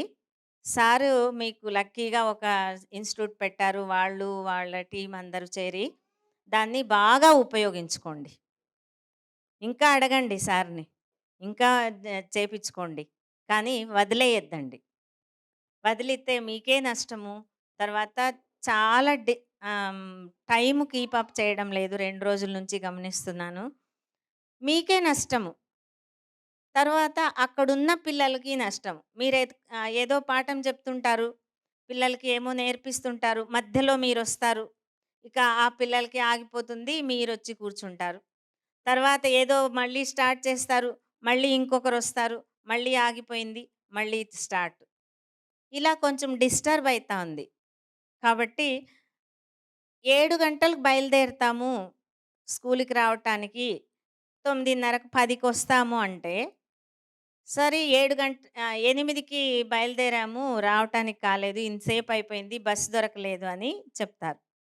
సో, 8కి బయలుదేరటానికి అవుతుంది. 7కి కాదా? నాకు తెలిసినంతకు ఒక గంటకు ఒక బస్సు ఉంటుందనుకుంటాను. సో, అందరూ చిన్నవాళ్ళు. మంచి ఏజ్‌లో ఉన్నవాళ్ళు. మళ్ళీ మన శరీరం మనం దేనికి అలవాటు చేసుకుంటాం దానికి అలవాటయితుంది. కాబట్టి 8కి బయలుదేరేవాళ్ళు దయచేసి 7కి బయలుదేరండి. మీరు ఎంత ఎక్కువ సేపు సెంటర్‌లో ఉంటారో అంత ఎక్కువ నేర్చుకోగలుగుతారు. తల్లి ఎప్పుడు బాగా నేర్చుకుంటుంది, అప్పుడు పిల్లలకి మంచి ట్రైనింగ్ అవుతుంది. కాబట్టి మీకు మదర్స్ ట్రైనింగ్ అనే అక్కడ. పిల్లలకి ఒకసారి చెప్పిస్తే రాదు అని ఇంతకు ముందే చెప్పాను. చాలా రిపిటేషన్స్ కావాలి. ఆ రిపిటేషన్స్ చేయటానికి మీరు నేర్చుకోవాలి. మీరు నేర్చుకుని వెళ్ళి ఇంట్లో రిపిటేషన్ చేస్తే మాత్రమే వస్తుంది. కాకపోతే ఒక్కొక్క సందర్భంలో కొన్ని పదాలు, కొన్ని వాక్యాలు పిల్లలకి ఇష్టమైనవి ఒకేసారికే వచ్చిన సందర్భాలు కూడా ఉంటాయి. నేర్చుకోరు అని నేను చెప్పను. కానీ రిపిటేషన్స్ లేకపోతే మర్చిపోతారు కొన్ని రోజులైన తర్వాత. కాబట్టి తల్లి నేర్చుకోవటం చాలా ఇష్టం. చాలా ఇంపార్టెంట్. చాలా ముఖ్యం. కాబట్టి కరెక్ట్‌గా స్కూలుకొచ్చేది నేర్చుకోండి. ఉన్న అవకాశాన్ని వదులుకోకండి. వాళ్ళు మీకోసమే వాళ్ళ టైంని వాళ్ళకేం పట్టింది కదా! వాళ్ళ పిల్లలందరూ బాగా అయిపోయినారు. వాళ్ళకేమి ఇప్పుడు నెసెసిటీ లేదు. మా ప్రసాదరావు గారికి వాళ్ళ అమ్మాయి ఏం నిలబడేసింది. అయిపోయిందిలే మా అమ్మాయి నిలబడింది అని ఊరుకుండొచ్చు. హాయిగా రిటైర్డ్ లైఫ్ చేసుకొని. మరి ఎందుకు ఇంత కష్టపడి వస్తున్నారు కదా! సారు ఇంత ఈ వయసులో వచ్చి మీకు చేసి వాళ్ళని తీసుకొని వాళ్ళని కన్సల్ట్ చేసి వీళ్ళని కన్సల్ట్ చేసి సులభం లేదు. చాలా కష్టమైన పని. కాబట్టి ఇంత వాళ్ళు చేస్తున్నప్పుడు వాళ్ళకు వాళ్ళకు ఒక తృప్తినివ్వాలి. వాళ్ళకొక తృప్తి కలగాలి అంటే అది మీ చేతిలో ఉంది. కాబట్టి తల్లులకంతా నేను ఒక మనవి, ప్రార్థన కూడా. ఎందుకంటే నేను చూశాను చాలామంది పిల్లల్ని ట్రైనింగ్ లేకపోతే ఎలా అవుతుంది, ట్రైనింగ్ ఉంటే ఏమైతుంది అని. అందరూ ఈ అవకాశాన్ని మీరు బాగా ఉపయోగించుకొని సెంటర్‌కు మంచి పేరు తెచ్చి మీ పిల్లలకి ఒక భవిష్యత్తునిస్తారని ఆశిస్తున్నాను. Thank you. ధన్యవాదాలు పరిమళ గారు. సో, పరిమళ గారు చెప్పినది ఆహ్, మీకు సమ్మరీ చెప్పాలి అంటే రిపిటీషన్స్. మీరు అలాగా మాట్లాడుతూనే ఉండాలి. మామూలుగా సాధారణంగా వినే పిల్లలు వాళ్ళ ప్రమేయం లేకుండానే వాళ్ళు వింటారు. సో, పుట్టిన దగ్గర నుంచి కాదు, పుట్టడానికి ఒక 2 నెలల ముందు నుంచి గర్భంలో ఉంటుండగానే వినడం స్టార్ట్ చేస్తారు. సో, పుట్టిన దగ్గర నుంచి ఇంకా అలా వింటూనే ఉంటారు. ఎందుకంటే మనం మాట్లాడతాము, మన చుట్టుపక్కల వాళ్ళు మాట్లాడతారు, ఇంటికొచ్చేవాళ్ళు మాట్లాడతారు, మాట్లాడుతూనే ఉంటారు. సో, విన్న పదమే వింటూ ఉంటారు పిల్లలు. వాళ్ళ ప్రమేయం లేకుండా అది వాళ్ళ మెదడులోకెళ్ళిపోతుంది. సో, 10 నెలలు, 11 నెలలు వయసొచ్చినప్పటికీ ఒక్కొక్క పదాన్ని కొన్ని వేల సార్లు వినుంటారు. సో, ఆ 11వ నెల, 12 నెలల వయసులో పిల్లలు మాట్లాడడం స్టార్ట్ చేసినప్పుడు ఆల్రెడీ బ్రెయిన్‌లోకెళ్ళిందంతా రిప్రొడ్యూస్ అవుతుంది. వినికిడి లేని పిల్లలకి ఇది జరగదు. సో, వినికిడి ఎప్పుడైతే వస్తుంది అంటే మనం హీరింగ్ ఎయిడ్ ఇవ్వటం ద్వారానో, కోక్లియర్ ఇవ్వటం ద్వారానో వాళ్ళకి వినికిడికి కలిగించిన తర్వాత అంతదాకా వాళ్ళు కోల్పోయిన లాంగ్వేజ్ అంతటిని మనం ఇవ్వాలి. సో, అది రిపిటీషన్స్ వల్లనే సాధ్యం. ఏ ఏ ప్రకారం పనిచేయాలి అనేది మీకు టీచర్లు చెప్తారు. ఇంటి దగ్గర మీరు చేయాల్సింది మీరే చేయాలి. టీచర్లు చేయలేరు. సో, ఖచ్చితంగా ఫాలో అయ్యి చేస్తే రిజల్ట్ కనపడుతుంది. పిల్లలు మాట్లాడటం స్టార్ట్ అవుతారు. ఇంకొకటి కూడా మీరు గమనించాలి. వచ్చిన ఒకటో రోజు నుంచి పిల్లలు మాట్లాడాలని ఎక్స్‌పెక్ట్ చేయకూడదు. పుట్టిన పిల్లలు 12 నెలల దాకా మాట్లాడరు. మన పిల్లలు కూడా అంతే. హీరింగ్ ఎయిడ్ పెట్టిన తర్వాత కొంత టైం ఉంటుంది. వాళ్ళు వినాలి. విన్న తర్వాత వాళ్ళు మాట్లాడడం మొదలుపెడతారు. సో, ఇది మనం మర్చిపోయి మాట్లాడుతుంటే టెన్షన్ పడితే ఉపయోగం లేదు. వాళ్ళు మాట్లాడాలంటే ఫస్ట్ మీరు మాట్లాడాలి. మీరు మాట్లాడితేనే పిల్లలు వింటారు. వాళ్ళు బాగా వింటే బాగా మాట్లాడతారు. దానికి టైం పడుతుంది. ఇదంతా మీరు గమనించుకోవాలి. సో, ఇది తర్వాత ఏజ్ తాలూకా ఇంపార్టెన్స్ కూడా మేడం చెప్పారు. సో, ఇప్పుడు డాక్టర్ జ్యోతి గారు తన అనుభవాలు, తన నాలెడ్జ్ మనతో షేర్ చేసుకుంటారు. Thank you. Thank you very much. చెప్పడానికి రాలేదు. చిన్న చిన్న జోక్స్ చెప్పుకుంటూ మిమ్మల్ని అలర్ట్ చేస్తాను. లేకపోతే ఇప్పుడు నిద్రపోతారేమో. ఇంతసేపు ఎప్పుడు చూడండి ట్రైనింగ్ ఇవ్వమంటారు, చదువుకోమంటారు, చెప్పమంటారు. మా కష్టాలు ఎవరు పట్టించుకోవట్లేదు. మాకు ఎన్నో సమస్యలు ఉన్నాయి. అన్ని సమస్యల్ని అధిగమించుకొని ఎంతో కష్టపడి ఎంతో దూరం నుంచి బస్సులు పట్టుకొని వస్తే నువ్వు లేట్‌గా వచ్చావు. నేను కూడా ఇలాగే అన్నాను. నేను టీచర్‌ని కాబట్టి నా దగ్గర అందరు పేరెంట్స్ వచ్చేవాళ్ళు. 70-80 మంది పేరెంట్స్ 3 ట్రైనింగ్ ప్రోగ్రామ్స్ అటెండ్ చేసేవాళ్ళు. 8 మంది టీచర్స్ నా అండర్‌లో ఉండేవాళ్ళు. 3 ప్రోగ్రామ్స్ నడిపించాము మేము. Mothers training programme, early childhood education programme, pre school programme. ఎన్ఐహెచ్‌హెచ్‌లో నేను 91లో జాయిన్ అయ్యాను. 87లో ట్రైనింగ్ చేశాను. అప్పటికింకా మీరెవరు పుట్టుండరు. అంటే 38 సంవత్సరాల నుంచి ఈ పిల్లలతోటి వర్క్ చేస్తున్నాను. సో, ప్రతి ఒక్క పేరెంట్ వచ్చి ఫస్ట్ ఏం చెప్తారంటే, "మేడం మీకేం తెలుసండి మేము ఎంత కష్టపడొస్తున్నామో. ఎన్ని పనులు చేసుకోవాలి. మా అత్తగారిని చూసుకోవాలి, మామగారిని చూసుకోవాలి, బస్సులు పట్టుకోవాలి, రావాలి. ఇంత కష్టపడొస్తేమో మీరు మమ్మల్ని తిడతారా? 5 నిమిషాలు లేటొస్తే బయట కూర్చోబెడతారా?" అంటే నేనన్నాను, "మరి అన్నీ చేసొచ్చినప్పుడు ఈ పిల్ల గురించి ఎందుకు పట్టించుకోవట్లేదు?" ఇంకొకటి మీకు చిన్న సినిమా డైలాగ్ చెప్తా. 'భాషా' సినిమా ఎవరైనా చూసారా? చేతులెత్తండి. రజనీకాంత్ మూవీ. ఒకసారి చెప్తే 100 సార్లు చెప్పినట్టు భాష. అవునా? అది మన పిల్లలకొస్తే ఒక మాటని 100 సార్లు చెప్పాలి. ఓకేనా? సో, 100 సార్లు నార్మల్ పిల్లవాడు ఒక మాటని 100 సార్లు వింటాడు. మరి మన పిల్లవాడు మేడం చెప్పారు, సార్ చెప్పారు. పుట్టంగానే పిల్లవాడు సౌండ్స్ చేస్తాడు. 3 నెలలకి, 6 నెలలకి, 9 నెలలకి సౌండ్స్ చేస్తాడు. 1 ఇయర్ దాకా అత్త, తాత, పాప అంటూ ఉంటాడు. 1 ½ ఇయర్ తర్వాత నుంచి మెల్లగా సౌండ్స్ ఆగిపోతాయి. ఎందుకని? వాడు చెప్పిన సౌండ్స్ వాళ్ళ సౌండ్స్ వాళ్ళు వినలేరు. మనం చెప్పిన సౌండ్స్ కూడా వాళ్ళు వినలేరు కాబట్టి ఫీడ్‌బ్యాక్ మెకానిజం ఉండదు కాబట్టి అక్కడి నుంచి సౌండ్స్ ఆగిపోతూ ఉంటాయి. మనమేమనుకుంటాం, ఏంటి సౌండ్స్ చేయట్లేదు వీడు, ఏమైంది, ఏమైంది అనుకుంటారు. కొంచెం అలర్ట్‌గా ఉన్న పేరెంట్స్, కొంచెం ఎడ్యుకేటెడ్ పేరెంట్స్ అయితే ఏమనుకుంటారు, ఎందుకు వీడు సౌండ్స్ చేయట్లేదు, ఏమై ఉంటుంది, ఏమైనా ప్రాబ్లమా, కడుపులో నొప్పా, లేకపోతే గొంతు నొప్పా, ఏ నొప్పా, చెవి నొప్పా అని అనుకుని పీడియాట్రిషియన్ దగ్గర తీసుకెళ్తారు, చిన్నపిల్లల డాక్టర్ దగ్గరికి. వాళ్ళేమంటారు, ఏం లేదండి అంతా బాగానే ఉంది, ఏదో ప్రాబ్లమ్ వాళ్ళు కూడా ఒక్కొక్కసారి ఐడెంటిఫై చేయలేరు. నేను 91లో ఎన్ఐహెచ్‌హెచ్‌లో జాయిన్ అయినప్పుడు ప్రీ స్కూల్ పిల్లలకి పాఠాలు చెప్తే నాకు 5 ఏళ్ల పిల్లలు దొరికేవాళ్ళు గారు. 5 ఏళ్ళకి కూడా హియరింగ్ ఎయిడ్ పెట్టుకోకుండా బాడీ లెవెల్ హియరింగ్ ఎయిడ్ పెట్టుకునేవాళ్ళు. 2 చెవుల వైర్ ఉండేది. ఇప్పుడు మనం అందరం ఆ వైర్లు పెట్టుకుంటాం చూడండి బ్లూటూత్. అప్పుడేమో అలా ఉండేదనమాట. 2 చెవుల రిసీవర్స్ ఒకటే బాక్స్. తర్వాత టెక్నాలజీ పెరిగాక ఒక చెవిలో 2 చెవులు 2 హియరింగ్ ఎయిడ్స్ పెట్టుకునేవాళ్ళు. ఏ చెవికి వినికిడి లోపం ఎక్కువుందో దానికి సరిపడా హియరింగ్ ఎయిడ్ ఇచ్చేవారు. అంటే అప్పుడు 5 ఏళ్ల పిల్లలకు కూడా ఐడెంటిఫై చేసేవాళ్ళు కారు. సో, తర్వాత టెక్నాలజీ పెరిగాక, అవేర్‌నెస్ అవగాహన పెరిగాక, ప్రజల్లో చైతన్యం వచ్చాక, ఈ పిల్లలు వినట్లేదు అంటే ఏదో ప్రాబ్లమ్ ఉంది. మాట్లాడట్లేదంటే ఏదో వినికిడి లోపం ఉంది అని అర్థం చేసుకొని హాస్పిటల్‌కి తీసుకొచ్చి చూపించాలన్న తెలివి ఎప్పుడొచ్చింది పేరెంట్స్‌కి? 97, 98లో వచ్చింది. 95లో పీడబ్ల్యూడీ యాక్ట్ గవర్నమెంట్ చట్టాన్ని తీసుకొచ్చింది. ఆ చట్టం బట్టి అన్ని సంస్థలలోనూ, అన్ని ప్రదేశాల్లోనూ, అన్ని మండల స్థాయి నుంచి, జిల్లా స్థాయి నుంచి, రాష్ట్ర స్థాయిలో వర్క్‌షాప్స్ అవి కండక్ట్ చేసి అవేర్‌నెస్ ప్రోగ్రామ్ క్రియేట్ చేశారు. First identification. అసలు పిల్లవాడికి లోపం ఉన్నది అని తెలుసుకోవాలి. ఎలా తెలుస్తుంది? బానే ఉన్నారు కదా! ఇప్పుడున్నారు పెద్దవాళ్ళుంటారు. మా వాడికి 5 ఏళ్లకు మాటలొచ్చాయి. ఆ ఊర్లో సో అండ్ సో పర్సన్‌కి 7 ఏళ్లకొచ్చాయి. తర్వాత 9 ఏళ్లకొచ్చాయి. ఇంత అర్జెంట్ ఎందుకు పడుతున్నావు? ఒకవేళ తల్లిదండ్రులు కొంచెం గ్రహించి, ఒకవేళ ఈ పిల్లవాడు కనుక రెండో పిల్లవాడు అయ్యుంటే, అదే మొదటి పిల్లవాడు అయ్యుంటే తల్లికి కూడా తెలిసేది కదా! ఎందుకంటే తనకి ఏ రోల్ మోడల్ తెలీదు. అదే రెండో పిల్లవాడు అనుకోండి, ఓహో! పెద్దవాడు చాలా మాట్లాడుతున్నాడు.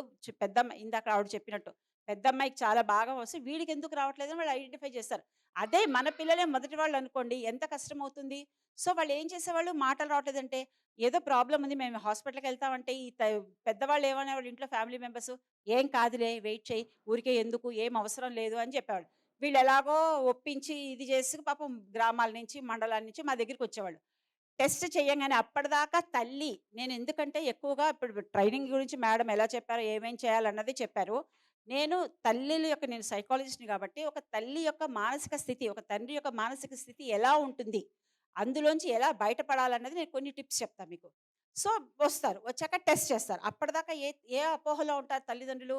మా పిల్లవాడికి ఏ ప్రాబ్లము లేదు. మా పిల్లకి ఏ ప్రాబ్లము లేదు. మా వాళ్ళు చక్కగా వింటారు, మాటలొస్తాయి అన్న ఒక భ్రమలో, ఒక అపోహలో ఉంటారు. ఇక్కడ సంస్థకొచ్చి టెస్ట్ చేయంగానే ఏమంటారు? మన వాళ్ళేం చేస్తారు? ట్యాగ్ ఏసేస్తారు. మీ పిల్లవాడికి చెవులు వినపడవు, మాటలు రావు, మీరు ట్రైనింగ్ ఇచ్చుకోవాలి, మీరు హియరింగ్ ఎయిడ్ పెట్టుకోవాలి.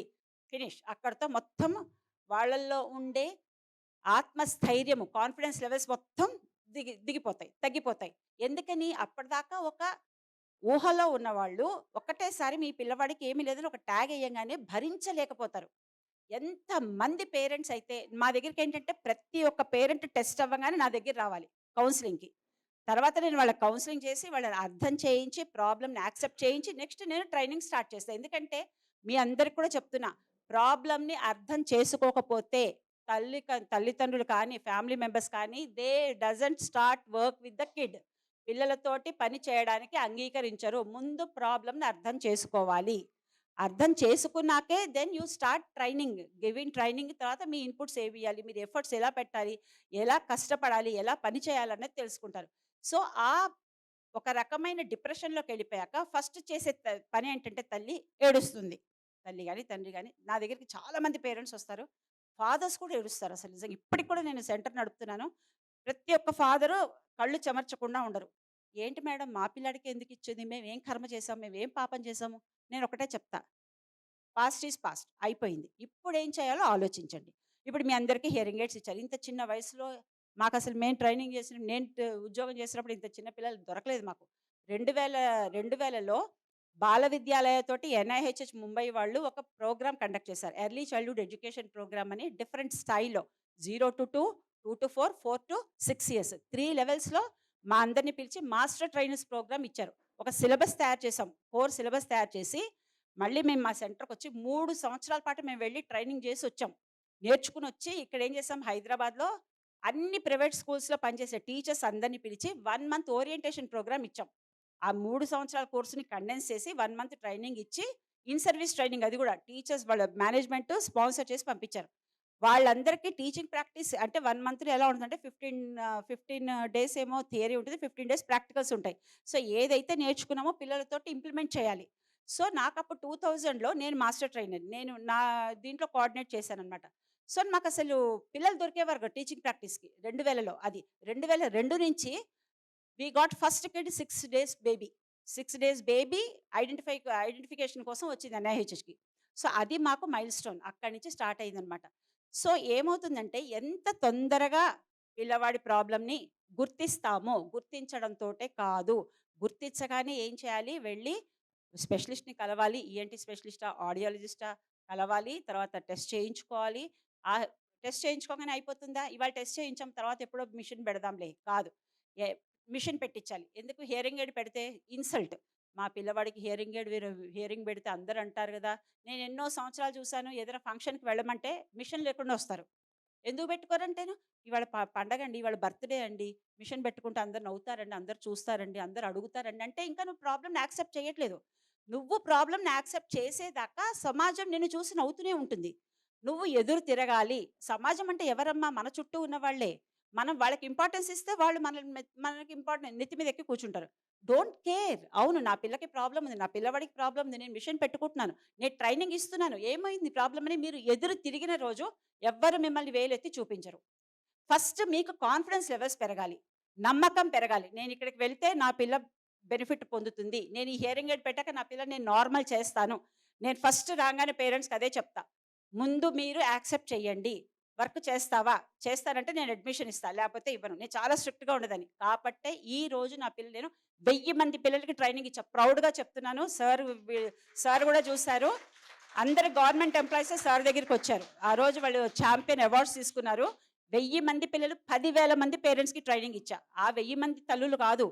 కౌన్సెలింగ్‌కి వస్తూ ఉండేవాళ్ళు. 1 వీక్ ఒకసారి, 3 రోజులకొకసారి, వారానికి 2 సార్లు, 3 సార్లు, 4 సార్లు అంటే ఈ రెగ్యులర్ ప్రోగ్రామ్ కాక కౌన్సెలింగ్ అనమాట. సో, ప్రతి ఒక్క తల్లిదండ్రులకి ధైర్యాన్ని ఇవ్వాలి ముందు. కాన్ఫిడెన్స్ లెవెల్స్ పెంచాలి. నువ్వు చెయ్యగలవు.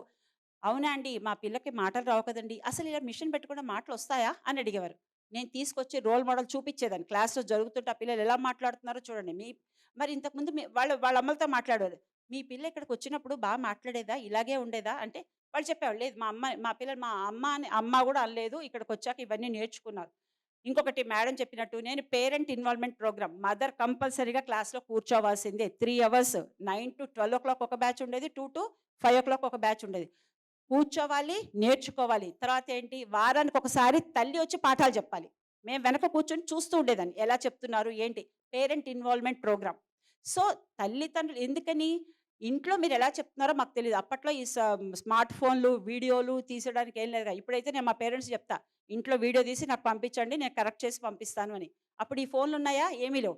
కాబట్టి ఏం చేసేవాళ్ళం క్లాస్‌లోనే కూర్చోపెట్టి ఇలా చేయండి అని చెప్పేవాళ్ళం. సో, పేరెంట్స్‌కి ఏంటంటే ముఖ్యంగా ఇంకొకటి మనకి కళ్ళు కనపడట్లేదు సరిగ్గా. ఇక్కడ చాలామంది స్పెక్స్ పెట్టుకున్నారు. మనకి కళ్ళు సరిగ్గా కనపడలేదనగానే మనం ఏం చేస్తాము, ఆప్థమాలజిస్ట్ దగ్గరికెళ్తాము, చెక్ చేయించుకుంటాము. మన పవర్‌కి సరిపడా కళ్ళద్దాలు ఇస్తారు. కళ్ళద్దాలు పెట్టుకోగానే క్లియర్‌గా కనబడుతుంది. మరి మిషన్ పెట్టుకోగానే క్లియర్‌గా వినపడుతుందా? లేదు. ఎప్పుడన్నా మీరు ఎయిర్‌పోర్ట్‌కెళ్ళి ఫ్లైట్ జుయ్యని ఎళ్తున్నప్పుడు స్టార్ట్ అవుతున్నప్పుడు అది స్టార్టింగ్ అప్పుడు జుయ్యని శబ్దం వస్తుంది చూడండి. ఎంత అన్‌ఈజీగా ఉంటుందో ఆ సౌండ్ మనం వినగలమా? 140 డీబీ కంటే ఎక్కువ ఉంటుంది ఆ సౌండ్. అది ఎంత గందరగోళంగా ఉంటుందో, మొదటిసారి పిల్లవాడు హియరింగ్ ఎయిడ్ ఇందాకల ఏడ్చాడు ఒక అబ్బాయి. స్విచ్ ఆన్ చేయంగానే ఏడ్చాడు. అప్పటిదాకా సౌండ్ ఉంది ప్రపంచంలో అని తెలియని పిల్లవాడికి, ఇది శబ్దం ఉన్నది అని తెలియని వాడికి, ఆ మిషన్ పెట్టంగానే వాడికి గుర్రు, గుర్రు, గుర్రు, గుర్రు అని గందరగోళంగా ఉంటుంది. నేను కాక్లియర్ ఇంప్లాంట్ గురించి మాట్లాడట్లేదు. జనరల్ హియరింగ్ ఎయిడ్ పెట్టుకున్న వాళ్ళ గురించి చెప్తున్నా. ఎంత డిస్టర్బెన్స్‌గా ఉంటుందంటే పీక్ అవతల పడేస్తాడు. అస్సలు ఇష్టపడ్డనమాట. ఎందుకంటే అది ఫారెన్ బాడీ. అది బయట నుంచి మనం ఏదో పెడుతున్నాం. అది సబ్‌స్టిట్యూట్ మాత్రమే. చెవిని రీప్లేస్ చెయ్యదు. హియరింగ్ ఎయిడ్ ఏం చేస్తుంది? వినికిడి సమస్యని నిర్మూలించదు. వినడానికి తోడ్పడే ఒక పరికరము మాత్రమే. అది ఎయిడ్. ఎయిడ్ అంటే ఒక పరికరమే. దాని ద్వారానే మనం వినేస్తాం అంతా కాదు. ఓకే. పేరెంట్స్ ఏ భ్రమలో ఉంటారు? ఇప్పుడు మేము మిషన్ పెట్టామండి. మా పిల్లకి మాటలొచ్చేస్తాయా? మాట్లాడేస్తారా? మళ్ళా మాట్లాడేస్తారా? నార్మల్ అయిపోతారా? మళ్ళీ స్టార్ట్. కాదమ్మా. హియరింగ్ ఎయిడ్ పెట్టుకోంగానే హియరింగ్ ఎయిడ్ పని ఏమిటి? ప్రతి ఒక్క శబ్దాన్ని గ్రహించి యాంప్లిఫై చేస్తుంది. పెద్దగా చేస్తుంది. ఇప్పుడు మనం ఫంక్షన్స్‌కెళ్తాం గదా! ఫంక్షన్స్‌లో ఏం పెడతారు? పెద్ద మైక్ పెడతారు. ఇప్పుడంతా డీజేలు. అప్పుడు డీజేలు లేవు గదా! అప్పుడేంటి? మైక్ పెడతారు. మైక్ పెట్టి అక్కడేమో యాంప్లిఫైయర్ పెడతారు. యాంప్లిఫైయర్ దగ్గర మైక్రోఫోన్ పెడతారు. అదేం చేస్తుంది? శబ్దాన్ని, పాటని పెద్దగా చేసి వినిపిస్తుంది. అలాగే హియరింగ్ ఎయిడ్ పని ఏంటి? శబ్దాన్ని గ్రహించడము, దాన్ని పెద్దగా చేసి లోపలికి పంపించడము. ఆ శబ్దం వినడానికి పిల్లవాడికి ఎంత అనీజీగా ఉంటుందంటే, యాక్సెప్ట్ చెయ్యడు. సో, పిల్లవాడు వినికిడి యంత్రాన్ని యాక్సెప్ట్ చేయడానికే కొంత టైం పడుతుంది. 1 మంత్ అనుకోండి. ఎలా యాక్సెప్ట్ చేయాలి? ఫస్ట్ ఉత్త మోల్డ్ పెట్టాలి. హియరింగ్ ఎయిడ్ పెట్టదు. ఉత్త మోల్డ్. మోల్డ్ అంటే టిప్. టిప్ పెట్టాలి. కొన్ని రోజులు అలా ఒక 10 నిమిషాలు పెట్టాలి, తీసేయాలి. ఒక అరగంట పెట్టాలి, మళ్ళీ తీసేయాలి. మళ్ళీ ఒక గంట పెట్టాలి. మెల్లమెల్లగా మెల్లగా ఇంక్రీజ్ చేసుకుంటూ వెళ్ళాలి. దాని తర్వాత ఏం చేయాలి? మిషన్ అటాచ్ చేసేసి స్విచ్ ఆన్ చేయాలి. గుయ్యని శబ్దం వస్తుంది. వాడు పీకేస్తాడు. మళ్ళీ ఏం చేయాలి? స్విచ్ ఆఫ్ చేసి మిషన్ పెట్టాలి. అంటే ముందు ఇక్కడ తగులుతుంది, మిషన్ ఉంటుంది అని. తర్వాత మెల్లగా మెల్లగా ఆన్ చేయడము, 5 నిమిషాలు పెట్టడం, తీసేయడం అలాగా హియరింగ్ ఎయిడ్‌ని అలవాటు చేయాలి. ఓకే. హియరింగ్ ఎయిడ్ పనేంటి? మనం ఏమనుకున్నాం అన్ని శబ్దాలు గ్రహిస్తుంది. ఏ శబ్దం వినాలి, ఏ శబ్దం వినకూడదన్నది పిల్లవాడికి తెలుసా? పోనీ మీకు తెలుసా? మీరేమనుకుంటారు? అబ్బా! మిషన్ పెట్టేసాం. ఇప్పుడు టక టక టక మా అబ్బాయి మాట్లాడేస్తాడని మీరన్నీ చెప్పేస్తూ ఉంటారనమాట. ఒక పేరెంట్ ఉంది మా దగ్గర. ఆవిడేంటి నేను ఆవిడ ఒకే బస్సు ఎక్కాం. ఆవిడ నన్ను చూడలేదు. నేనెక్కడో వెనక కూర్చున్నా ఇక ఎక్కిన దగ్గర నుంచి వీడు కండక్టర్, వాడు డ్రైవరు, వాళ్ళిక్కడ కూర్చున్నారు, వాళ్ళక్కడ కూర్చున్నారు. ఇదేమో వెళ్తోంది చెట్లు, ఇది పుట్టలు అన్నీ. వాడసలు మిషన్ పెట్టకుండా. ఎందుకు? జ్యోతి మేడం చెప్పింది మాట్లాడమని. ఏది చూసినా చెప్పమంది. ఏది కనపడ్డా మాట్లాడమని చెప్పింది. కాబట్టి మనం వినిపించుకోవాలి, చెప్పాలంతే. అప్పుడు మిషన్ పెట్టేసి మిషన్ పెట్టలేదేంలే చెప్తూనే ఉందనమాట.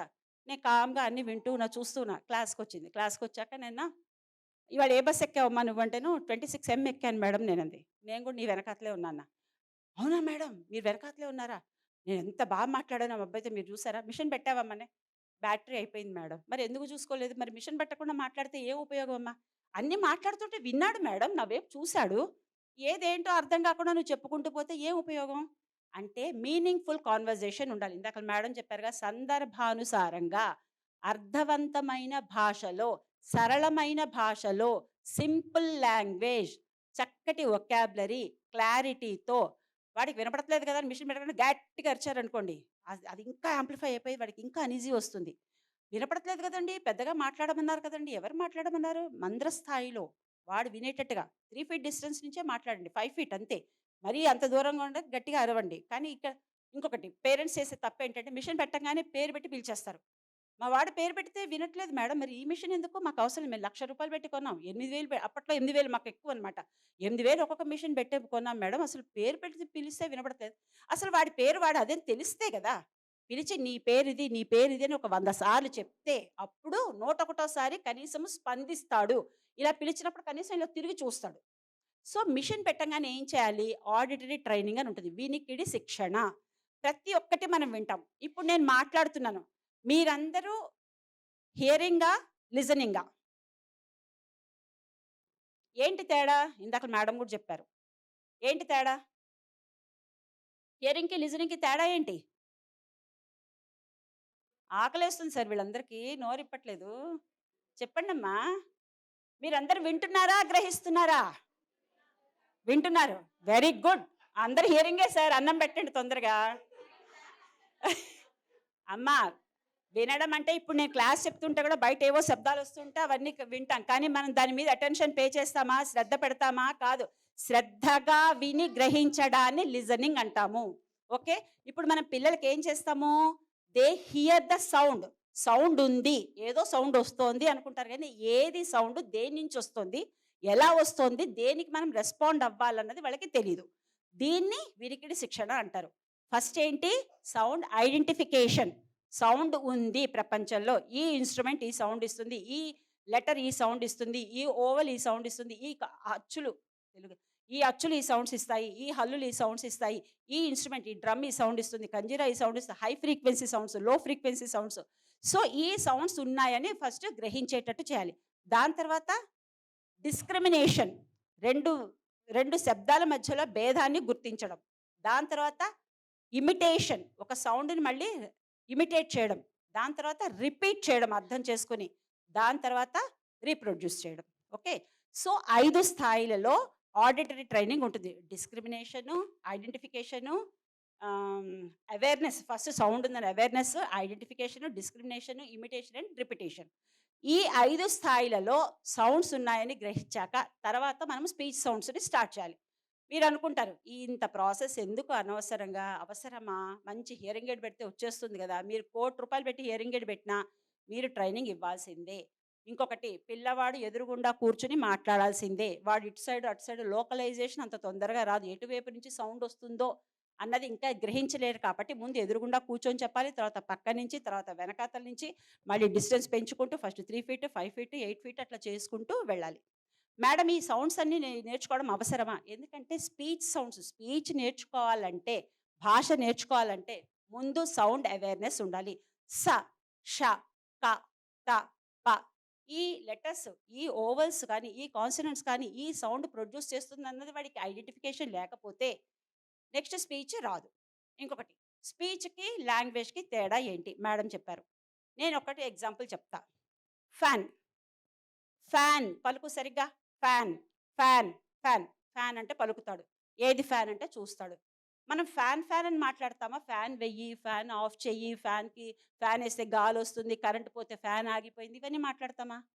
ఒక వర్డ్ ఏదైతే ఒక వొకాబులరీ నేర్చుకున్నారో దానికి కనెక్టెడ్ లాంగ్వేజ్ ఇస్తేనే, అది కూడా సందర్భానుసారంగా ఇస్తేనే అది భాష అవుతుంది. మనమందరము భాషనే మాట్లాడతాము. 0-2 years is a critical period for language acquisition. లాంగ్వేజ్‌ని లెర్నింగ్ అనరు. అభ్యసన కాదు. అది సబ్జెక్ట్స్ కాదు. నేర్చుకోవడం అనమాట. భాషని నేర్చుకోవడము. ఎక్విజిషన్. అందుకే లాంగ్వేజ్ ఎక్విజిషన్‌కి 0-2 years critical period. Critical period అంటే అది చాలా ఇంపార్టెంట్ అయిన టైము. సార్ ఇందాక ప్రెజెంటేషన్‌లో చూపించారు. బ్రెయిన్ డెవలప్‌మెంట్ ఎలా పెరుగుతుంది? 0-5 ఇయర్స్ లోపల ఎలా పెరుగుతోంది? 0-3 ఇయర్స్ లోపల ఎలా పెరుగుతుందో చూసారు. ఇంకొకటి, ఈ క్రిటికల్ పీరియడ్‌లో ఇప్పుడు కొత్తగా రీసెర్చ్ ఏం చెప్తుందంటే, నేను మొన్న రీసెర్చ్ ఆర్టికల్ ఒకటి నేను రివ్యూ చేస్తూ ఉంటే చూసాను. నాకు ఇంటర్నేషనల్ జర్నల్స్ నుంచి ఆర్టికల్స్ వస్తాయి రివ్యూ చేయమని. సో, ఇప్పుడు ఏంటంటే కొత్తగా టెక్నాలజీ ఏం డెవలప్ అయిందంటే, ఏం రీసెర్చ్ చేస్తారంటే, తల్లి కడుపులో పిల్లవాడు ఉన్నప్పుడు 3 మంత్స్ నుంచి 9 మంత్స్ లోపల ఒక పిల్లవాడికి కనుక మనం 6 లాంగ్వేజ్ ఎక్స్‌పోజర్ ఇస్తే పుట్టిన తర్వాత వితిన్ 1 ఇయర్ లోపల వాడు 6 లాంగ్వేజెస్ మాట్లాడతాడు. అర్థం చేసుకోవడము, మాట్లాడతాడు. మనకి పురాణాలే చెప్తున్నాయిగా అభిమన్యుడు ఎలా విన్నాడు? శ్రీకృష్ణుడు పద్మవ్యూహం గురించి చెప్తుంటే ఆ తల్లి సుభద్ర పడుకున్నాక ఊ ఊ అని శబ్దం వస్తుంది. ఎక్కడి నుంచి వస్తుందా అని చూసి అతను ఏం చేశాడు? ఆపేశాడు. పద్మవ్యూహంలోకి వెళ్ళడం తెలుసు కానీ బయటకి ఎలా రావాలో అతనికి తెలియలేదు. ఎందుకంటే కృష్ణుడు చెప్పలేదు కాబట్టి. సో ఇది అప్పుడే మన పురాణాలు చెప్పినప్పుడేమో మనం ఒప్పుకోవాలి. ఇప్పుడు ఎవడో ఫారినరు చక్కగా రీసెర్చ్ చేసేసి ఇగో ఇలా వింటున్నారు, ఇలా ఉంటుందంట అని చెప్పేసి ఓహో ఆహా అనుకొని మనము ఆర్టికల్స్కి మంచి 10కి 10 మార్క్స్ ఇచ్చేస్తాము, ఎంతో మెచ్చుకుంటాము. సో ఏంటి ఇప్పుడు పిల్లలకి దీన్ని బట్టి మీకు ఏమర్థమైంది? మనము ఏ భాషనైతే 0 to 2 ఇయర్స్ లోపల పిల్లవాడికి గ్రహించుకునేటట్టుగా అందిస్తామో అది మాత్రము ఎక్సలెంట్గా మాట్లాడగలుగుతాడు. ఓకే, ఇప్పుడు 0 to 2 ఇయర్స్ 2 ఇయర్స్కి ఒక పిల్లవాడు ఎన్ని మాటలు మాట్లాడతాడు చెప్పండి ఎవరన్నా? 2 ఇయర్స్ పిల్లవాడు మీకు ఎవరికైనా నార్మల్ పిల్లలు ఉన్నారా? ఈ పిల్లలు కాకుండా నార్మల్ పిల్లలు ఉన్న వాళ్ళు చెప్పండి. 2 ఏళ్ల పిల్లవాడు ఎన్ని మాటలు మాట్లాడతాడు? వర్డ్స్లోనే మాట్లాడతాడు. ఎన్ని నెంబర్ చెప్పగలరా?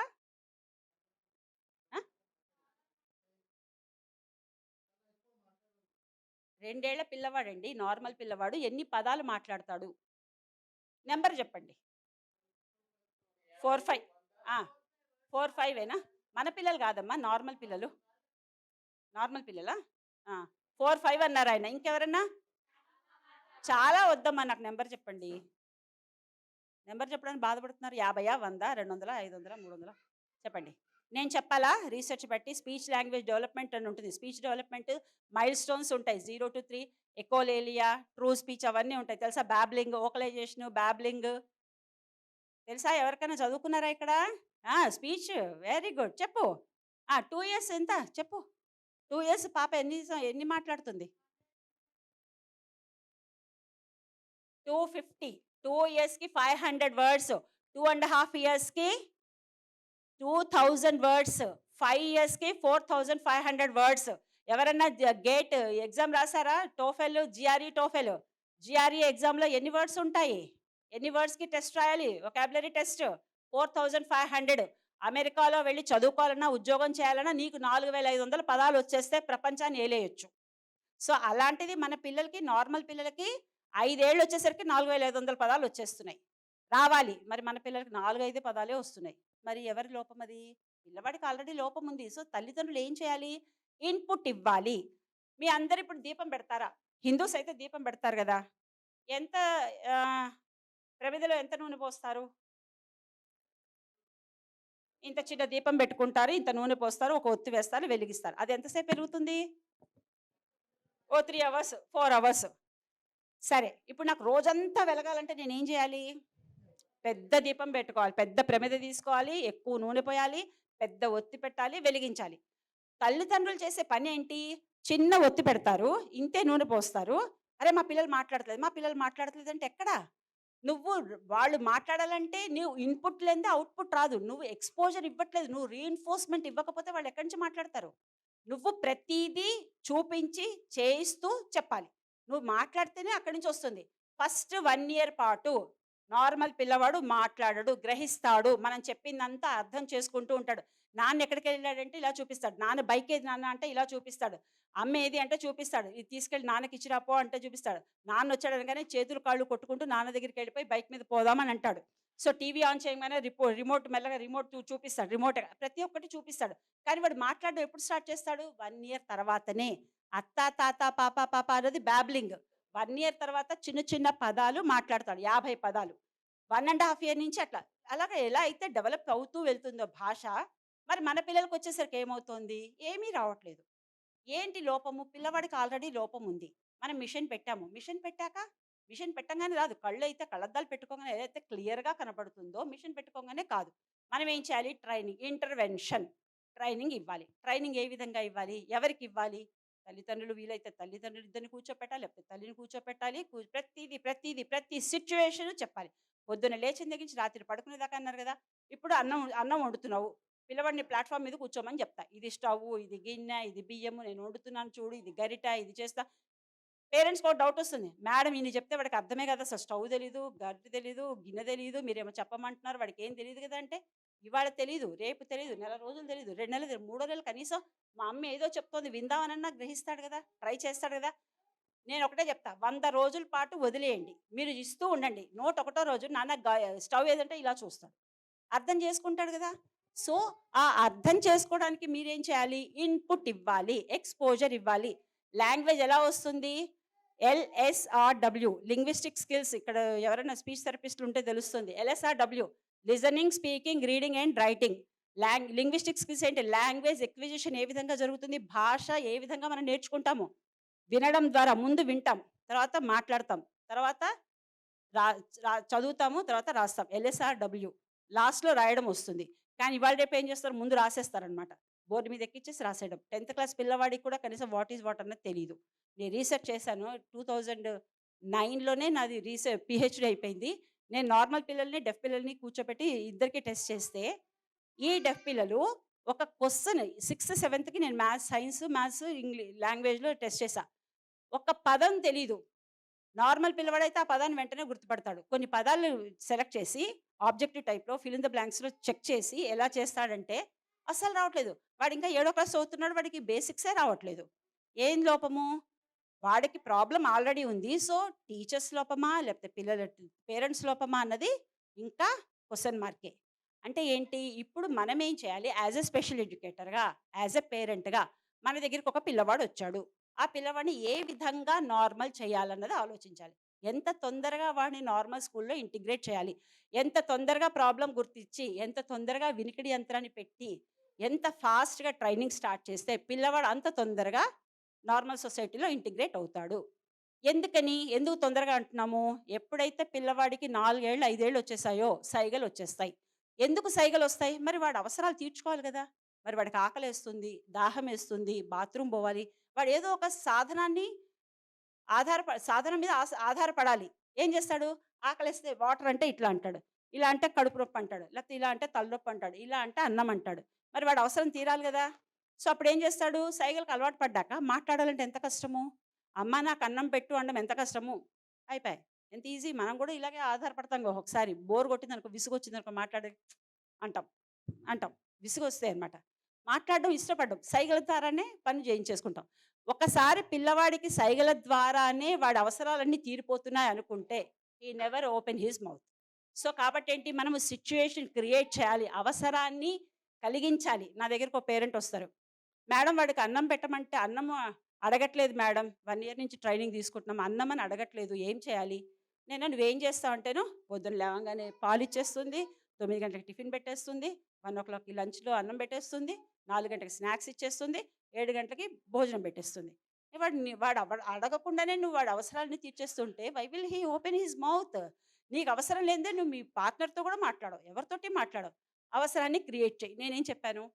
అడగకపోతే పెట్టకు. అమ్మ అడగకపోతే పెట్టకపోతే ఎట్లా మేడం? వాడికి ఆకలేసి రోజంతా ఎట్లుంటాడు మేడం? ఉంటాడు. ఒక రోజు ఉంటాడు, 2 రోజులు ఉంటాడు. మూడో రోజు ఏముంటుంది? నేను అడిగితేనే మా అమ్మ పెడుతుందని తెలిసినప్పుడు చచ్చినట్టొచ్చి మనల్ని అడుగుతాడు. తర్వాత ఏం చేసింది? ఒక వారం తర్వాత ఇదే ప్రాక్టీస్ చేయమంటే, అమ్మ ఐ వాంట్ చపాతీ. అమ్మ ఐయామ్ ఫీలింగ్ హంగ్రీ. వాడే స్టార్ట్ చేసి అడగడం మొదలుపెట్టాడు. ఇది ఆటిస్టిక్ చైల్డ్ గురించి చెప్తున్నా. మన హియరింగ్ ఇంపైర్డ్ పిల్లలైతే గనక ఇంకో కొంచెం టైం పడుతుంది. సో, సిట్యుయేషన్ డిమాండ్ చేయాలి. సినిమాలో చెప్తారు కదా! సిట్యుయేషన్ డిమాండ్ చేసింది అందుకే ఇలా చేశానని. సో, మనం అవసరాన్ని క్రియేట్ చేయాలి, కలిగించాలి. అప్పుడే మాట్లాడతారు. సో, అవసరాన్ని ఎలా కలిగించాలి మేడం? వాడు ఏం అడగకపోయినా మీరు పనులన్నీ చేసేస్తుంటే అవసరం ఉండదు. So, be strict. మీరు వాళ్ళతో స్ట్రిక్ట్‌గా ఉండి, ఎప్పుడైతే నోరిప్పి చెప్తాడో అప్పుడే. వాడొచ్చి సైగ చేశాడనుకో, ముందు మీరు ఒప్పుకోండి. నాన్న ఇది కాదు వాటర్ చెప్పు వాటర్. వాటర్ ఒక 100 సార్లు చెప్పాక ఇది తీసేసి సైగ మానిపించి పదం మాట్లాడడం. సో, ముందు సైగతోటే నేర్పించి, తర్వాత సైగని ఆపేసి మాటలతో ఎంకరేజ్ చేయాలి. అలా చేస్తే డైరెక్ట్‌గా మాటలే నేర్పించొచ్చు కదా! సైగలు ఎందుకంటే, వాడి మదర్ టంగే సైగలు. ముందు ఆ సైగల్ని తగ్గించి, మన వాడి లైన్‌లోకెళ్ళి అవి తగ్గించి మళ్ళీ ఇది ఎవరికి నేను చెప్పేది? 4 ఏళ్ళకి, 5 ఏళ్ళకి హియరింగ్ ఎయిడ్ పెట్టి వాళ్ళొస్తారు చూడండి వాళ్ళకి. అదే ఎర్లీ ఇంటర్వెన్షన్ లాగా సైగలే అవసరం. డైరెక్ట్‌గా మనం ఇప్పుడు ఈ పిల్లలందరూ మిషన్ పెట్టుకొని వచ్చారు. వాళ్ళందరికీ డైరెక్ట్‌గా లాంగ్వేజ్ ఇన్‌పుట్ ఇచ్చేయడమే. చూపించడము, చెప్పడం, చూపించడం, చెప్పడం. ఇంకొకటి సీయింగ్ ఈజ్ బిలీవింగ్. మనం ఎంతమంది ఇప్పుడు మీరందరూ నార్మల్. నేను క్లాస్ చెప్తుంటే నా వైపు ఎందుకు చూస్తున్నారు? హ్మ్. Body language, facial expressions, lip reading, మొత్తం ఇన్ఫర్మేషన్ని గ్యాదర్ చేసుకోవడానికి మనము స్పీకర్ ఫేస్ చూస్తాము. ఈ పిల్లలు మన వైపు చూడకపోతే మొత్తం ఇన్ఫర్మేషన్, మొత్తం భాషని గ్రహించలేరు. ఎందుకు? లిప్ మూవ్‌మెంట్ చూడలేరు. లిప్ మూవ్‌మెంట్ చూస్తే కొంత గ్రహిస్తారు. ఎందుకంటే కొన్ని వర్డ్స్ ఏమో బైలేబియల్స్ ఇక్కడి నుంచి వస్తాయి. కొన్నేమో వేలార్ సౌండ్స్ లోపల నుంచి వస్తాయి. కొన్ని లింగ్వా డెంటల్ నాలుక పైనుంచి పెడితే వస్తాయి. ఇవన్నీ వాళ్ళకి తెలియదు కదా! సో, వాడు మన ఎదురుగుండా చూస్తున్నప్పుడు మాత్రమే మాట్లాడాలి. ఓకే. సో, తర్వాత ఎందుకు చూడాలి అంటే మనం ఏంటి 100% ఇన్ఫర్మేషన్‌లో 25% విని నేర్చుకుంటే, 25% చూసి నేర్చుకుంటే, 25 చదివి నేర్చుకుంటే, మిగిలిన 25 50 50% చూసి నేర్చుకుంటాము. 25% విని నేర్చుకుంటాము. 25% చదివి నేర్చుకుంటాం. ఈ పిల్లలకొచ్చేసరికి అవన్నీ జీరో చేసి 75% చూసి నేర్చుకోవాలి. 25% విని నేర్చుకోవాలి. సో, ఏ రేషియోలో 3:1 రేషియోలో చూడాలి. ఎక్కువగా చూడడం మీదనే. ఏది చూపించినా, ఏది చెప్పినా ఫేస్ దగ్గర పెట్టుకోవడము, చూసి చెప్పడం. ఇది తీసుకోవడం ఫేస్ దగ్గర పెట్టడము, చూసి నేర్చుకోవడం.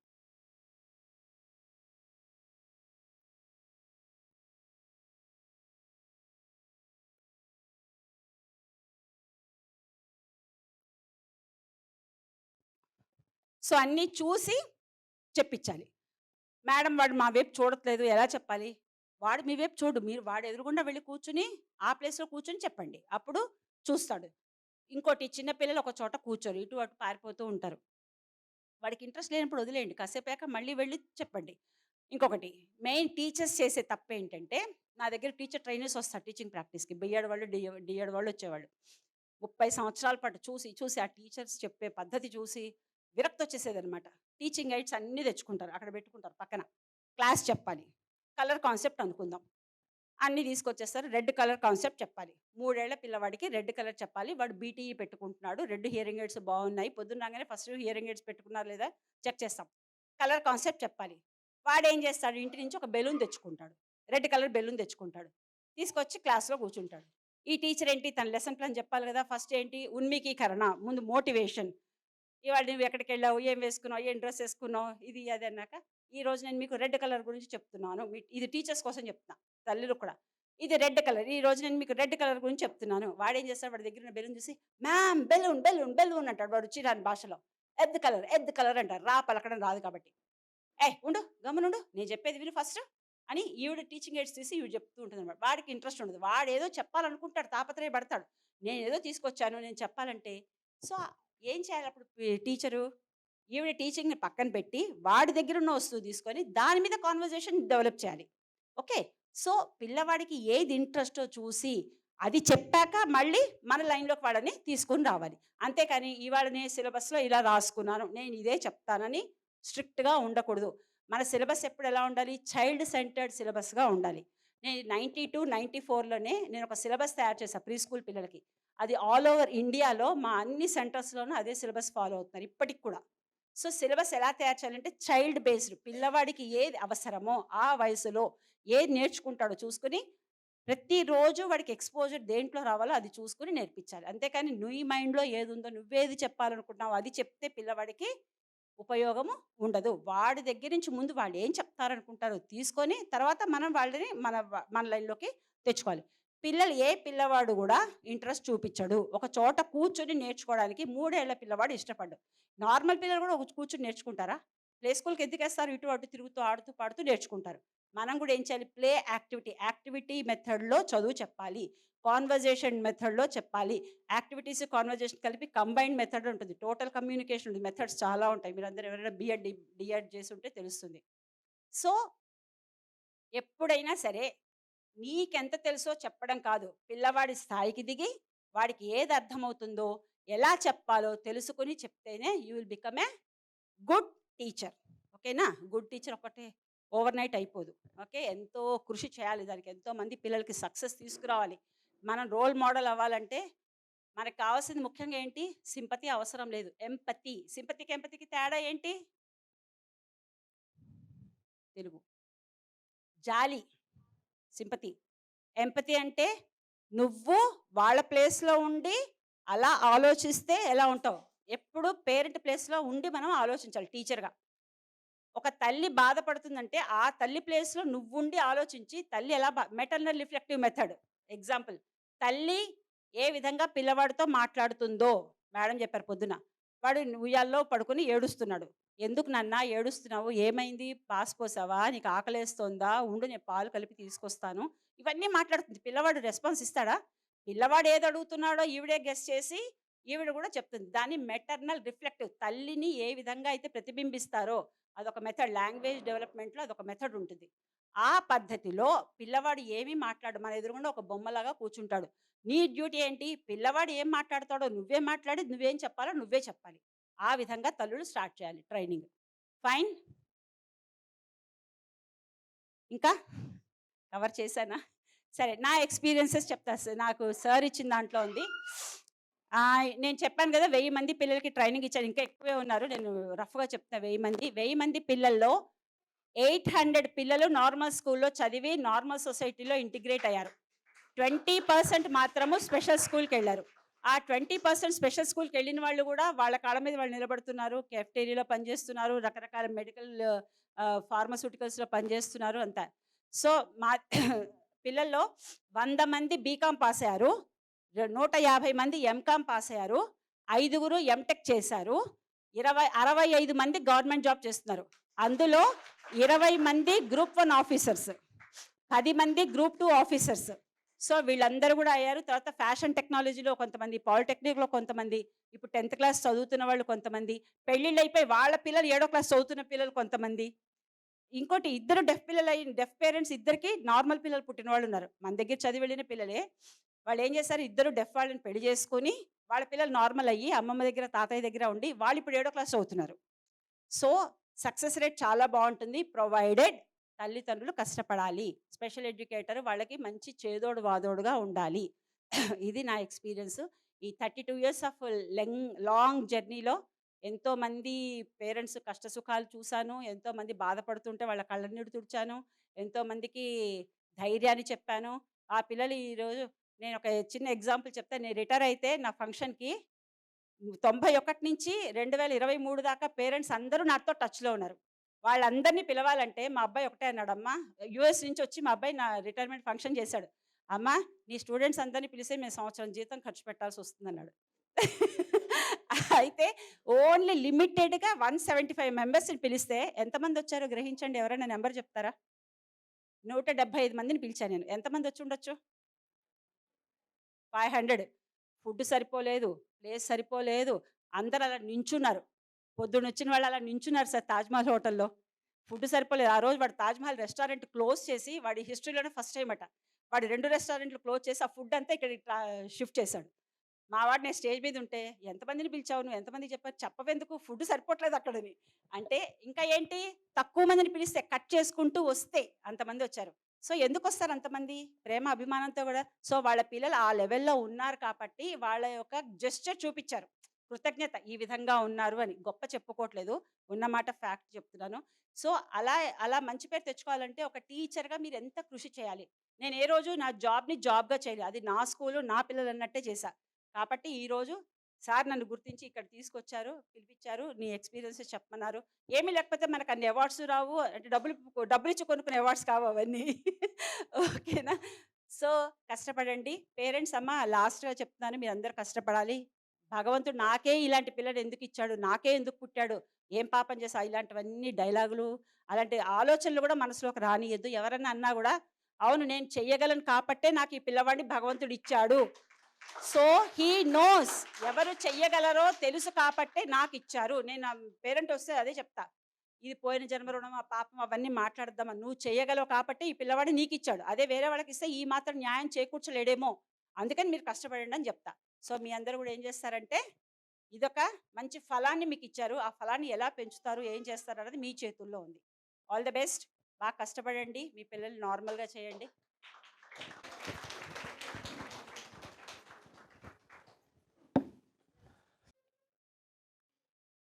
టీచర్ ఎంత వర్క్ చేస్తారో తల్లిదండ్రులు అంతకు మించి వర్క్ చేయాలి. సో, ఇది అర్థం అవ్వాలి. రెండోది, మన పిల్లలకున్న సమస్యని మనం ఒప్పుకోవాలి. యాక్సెప్ట్ చేయాలి. అవును, సమస్య ఉంది. ఈ సమస్యకి నేనే ఓవర్‌కమ్ చేస్తాను. నేనే దాన్ని అధిగమిస్తాను అని మనం దృఢ నిశ్చయంతో ఉండాలి. దీన్ని దాచకూడదు, ఎవరికీ తెలియకుండా ఉండాలి అని చెప్పేసి ప్రయత్నించకూడదు.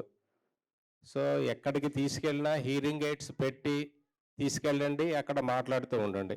ఇది చాలా ఇంపార్టెంట్. సో తల్లుల తాలూకా రోల్ ఏంటి, తల్లిదండ్రుల తాలూకా రోల్ ఏంటి అనేది డాక్టర్ జ్యోతి గారు చెప్పారు.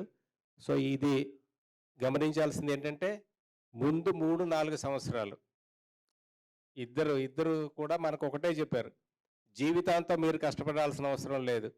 మీరు చేయాల్సింది ముందులో, అంటే పిల్లాడు పుట్టిన తర్వాత 4-5 సంవత్సరాల వరకే మీరు ఇన్వెస్ట్మెంట్ పెట్టాలా. సో మీరు కష్టపడాలా. ఆ తర్వాత పిల్లలు వాళ్ళ మట్టుకు వాళ్ళు ముందుకు వెళ్ళిపోతారు. ఇది గుర్తుపెట్టుకోండి. ముందు మనం చేస్తేనే తర్వాత అక్కడి నుంచి మనకి ఫలితం వస్తుంది. మనం చేయకుండా ఫలితం ఆశించకూడదు. మనం చేస్తే ఆటోమేటిక్గా పిల్లలు వృద్ధిలోకి వస్తారు. 1000 మంది పిల్లలు అనేది చిన్న నెంబర్ కాదు. అలాగే పరిమళ మేడం దగ్గర కూడా కొన్ని వేల మంది ట్రైనింగ్ అయ్యి వచ్చారు ఆ స్కూల్ నుంచి కూడాను. మా అమ్మాయి చదివిన స్కూల్ నుంచి ఇంచుమించు ఒక 2000 మందో 2500 మందో బయటకు వచ్చారు.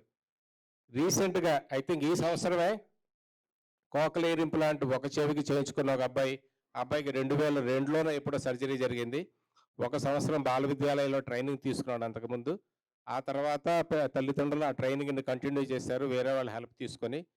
ఆ అబ్బాయి యాష్ కుమార్ అని ఈ సంవత్సరం ఐఏఎస్కి సెలెక్ట్ అయ్యాడు. ముస్సోరీలో ట్రైనింగ్ నడుస్తుంది ప్రస్తుతం యాష్ కుమార్కి. సో మన పిల్లలు ఏమి తీసుకోలేదు.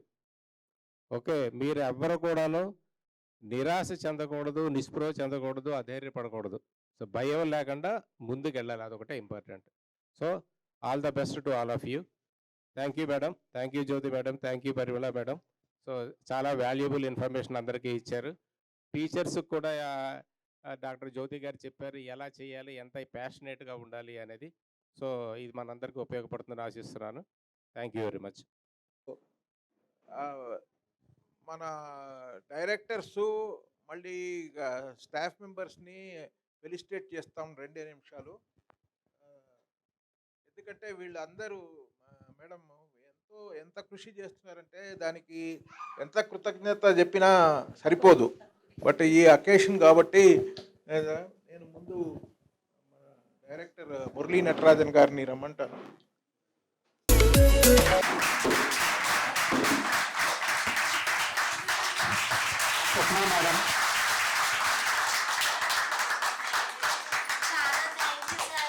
నాకు ఈ అవకాశం ఇచ్చినందుకు నేను చేయాలని చాలా తపన ఉండేది. మా అమ్మాయికి ట్రైనింగ్ పూర్తి చేసుకొని వచ్చిన తర్వాత నేను చాలా ప్రయత్నించాను, కానీ నాకు సాధ్యం కాలేదు. ఇంటి దగ్గర 2-3కి చెప్పగలిగాను, కానీ ఇక్కడ నాకు అవకాశం ఇచ్చి నాకు సపోర్ట్ చేసినందుకు నేను చేయగలుగుతున్నాను సార్. చాలా థ్యాంక్ యూ సార్. నా ఎయిమ్, నా గోల్ ఫుల్ఫిల్ అయింది సార్. ఇక్కడ దోమా లోపా గారు వచ్చి డార్జిలింగ్ నుంచి, మేము ఎన్నో ఏళ్ల నుంచి బాల విద్యాలయ అనే సంస్థ ఉంది చెన్నైలో, అక్కడే చాలా మంది చదివారు. ఆ బాల విద్యాలయ సంస్థలో కోర్సు ఉంది, 1 year కోర్సు. దానికి ఇంగ్లీషు తెలుగు ఉన్న వాళ్ళు ఎవరన్నా సిద్ధంగా ఉంటే మొత్తం ఖర్చు మేము భరిస్తామంటే మాకు ఎక్కడి నుంచి సపోర్ట్ రాలేదు. సో మేము మళ్ళీ అడ్వర్టైజ్మెంట్ ఇస్తే వీరు డార్జిలింగ్ నుంచి, వీరు MA చదివినారు, డార్జిలింగ్ నుంచి వీరు అప్లై చేశారు. సో వీరు అక్కడ కోర్స్ చేసి మొత్తం ఇండియాలో ఫస్ట్ ర్యాంక్ వచ్చారు. వీరికి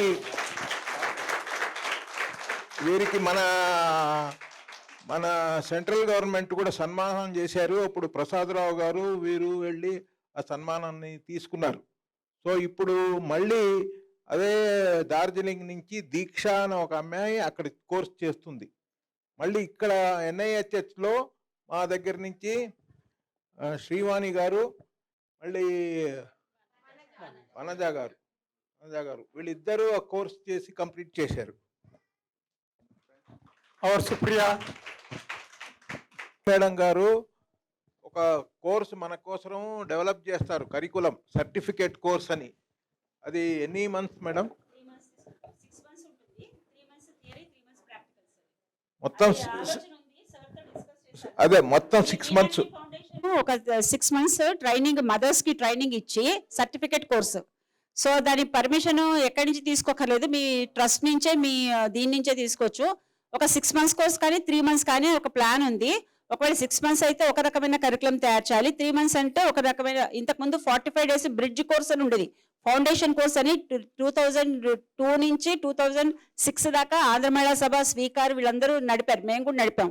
సో అది ఒక కరస్పాండెన్స్ కోర్స్‌లా ఉండేది. వారానికి 2 రోజులే రావాలి. కానీ ఇదేంటంటే మనము డైలీ పెట్టాలి. సో 6 మంత్స్ కోర్సా 3 మంత్స్ అన్నది ఆలోచిద్దాము. దానివల్ల ఏంటంటే థియరీ ప్లస్ ఎందుకంటే కొన్ని మీకు సైకాలజీ, కరికులము, సిలబస్ ఎలా ఉంటుంది, తర్వాత ఫిలాసఫీ మీద కొంత అవగాహన ఉండడము, తర్వాత కొన్ని మెథడ్స్ ఆఫ్ టీచింగ్ లాంగ్వేజ్ ఉంటాయి. అవన్నీ ఉంటుందన్నమాట. ఒక కోర్స్ లాగా చేస్తే బాగుంటుంది. సర్టిఫికేట్ కోర్స్ అని చెప్పాను. ఎలిజిబిలిటీ 10th స్టాండర్డ్ పెడదాం మనం. ఎందుకంటే తల్లిదండ్రులందరూ ఎక్కువ చదువుకోని వాళ్ళకు కూడా ఇది ఉపయోగపడాలి. ఎక్కువగా దీని ప్రాక్టికల్స్ ఎలా ఉంటాయంటే యాక్టివిటీ ఓరియంటెడ్ టీచింగ్ ప్రాక్టీసే ఉంటుంది. ఎక్కువగా లెసన్ ప్లాన్ రాయడం అంతా కూడా సింపుల్గా చేసి దాన్ని కండెన్స్ చేసి సిలబస్ని 1 ఇయర్ సిలబస్ని 6 మంత్స్లో చేయాలని ఒక ప్లాను. అది కూడా డైలీ కాకుండా డైలీ 2 అవర్సే ఉండేటట్టుగా. అది పేరెంట్స్ అందరికీ ఉపయోగపడుతుందని నా ఉద్దేశం. సార్కి నేను ఆల్రెడీ ఈ ఆలోచన లాస్ట్ ఇయరే చెప్పాను. 1 ఇయర్ అయిపోయింది కూడాను. సో చూద్దాం.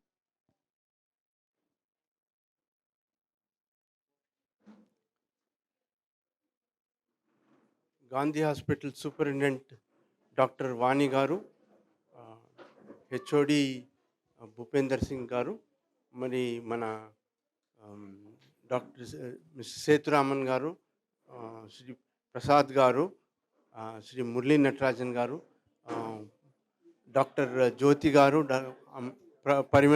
శ్రీమతి పరిమళ గారు, వీళ్ళందరికీ థ్యాంక్స్ చెప్పుకుంటూ మా మీనాక్షి వెంకటరామన్ ఫౌండేషన్ తరఫున నేను థ్యాంక్స్ చెప్తున్నాను. Thank you very much madam for making this function successful. I thank all the participants and the parents and mothers and the children for taking active part in this particular function. And thank you. We have got a very long journey to go. Thank you for your cooperation. And we all have, thank you. All will have lunch in Janahita center here. So all the mothers and children can go to the center and have food there.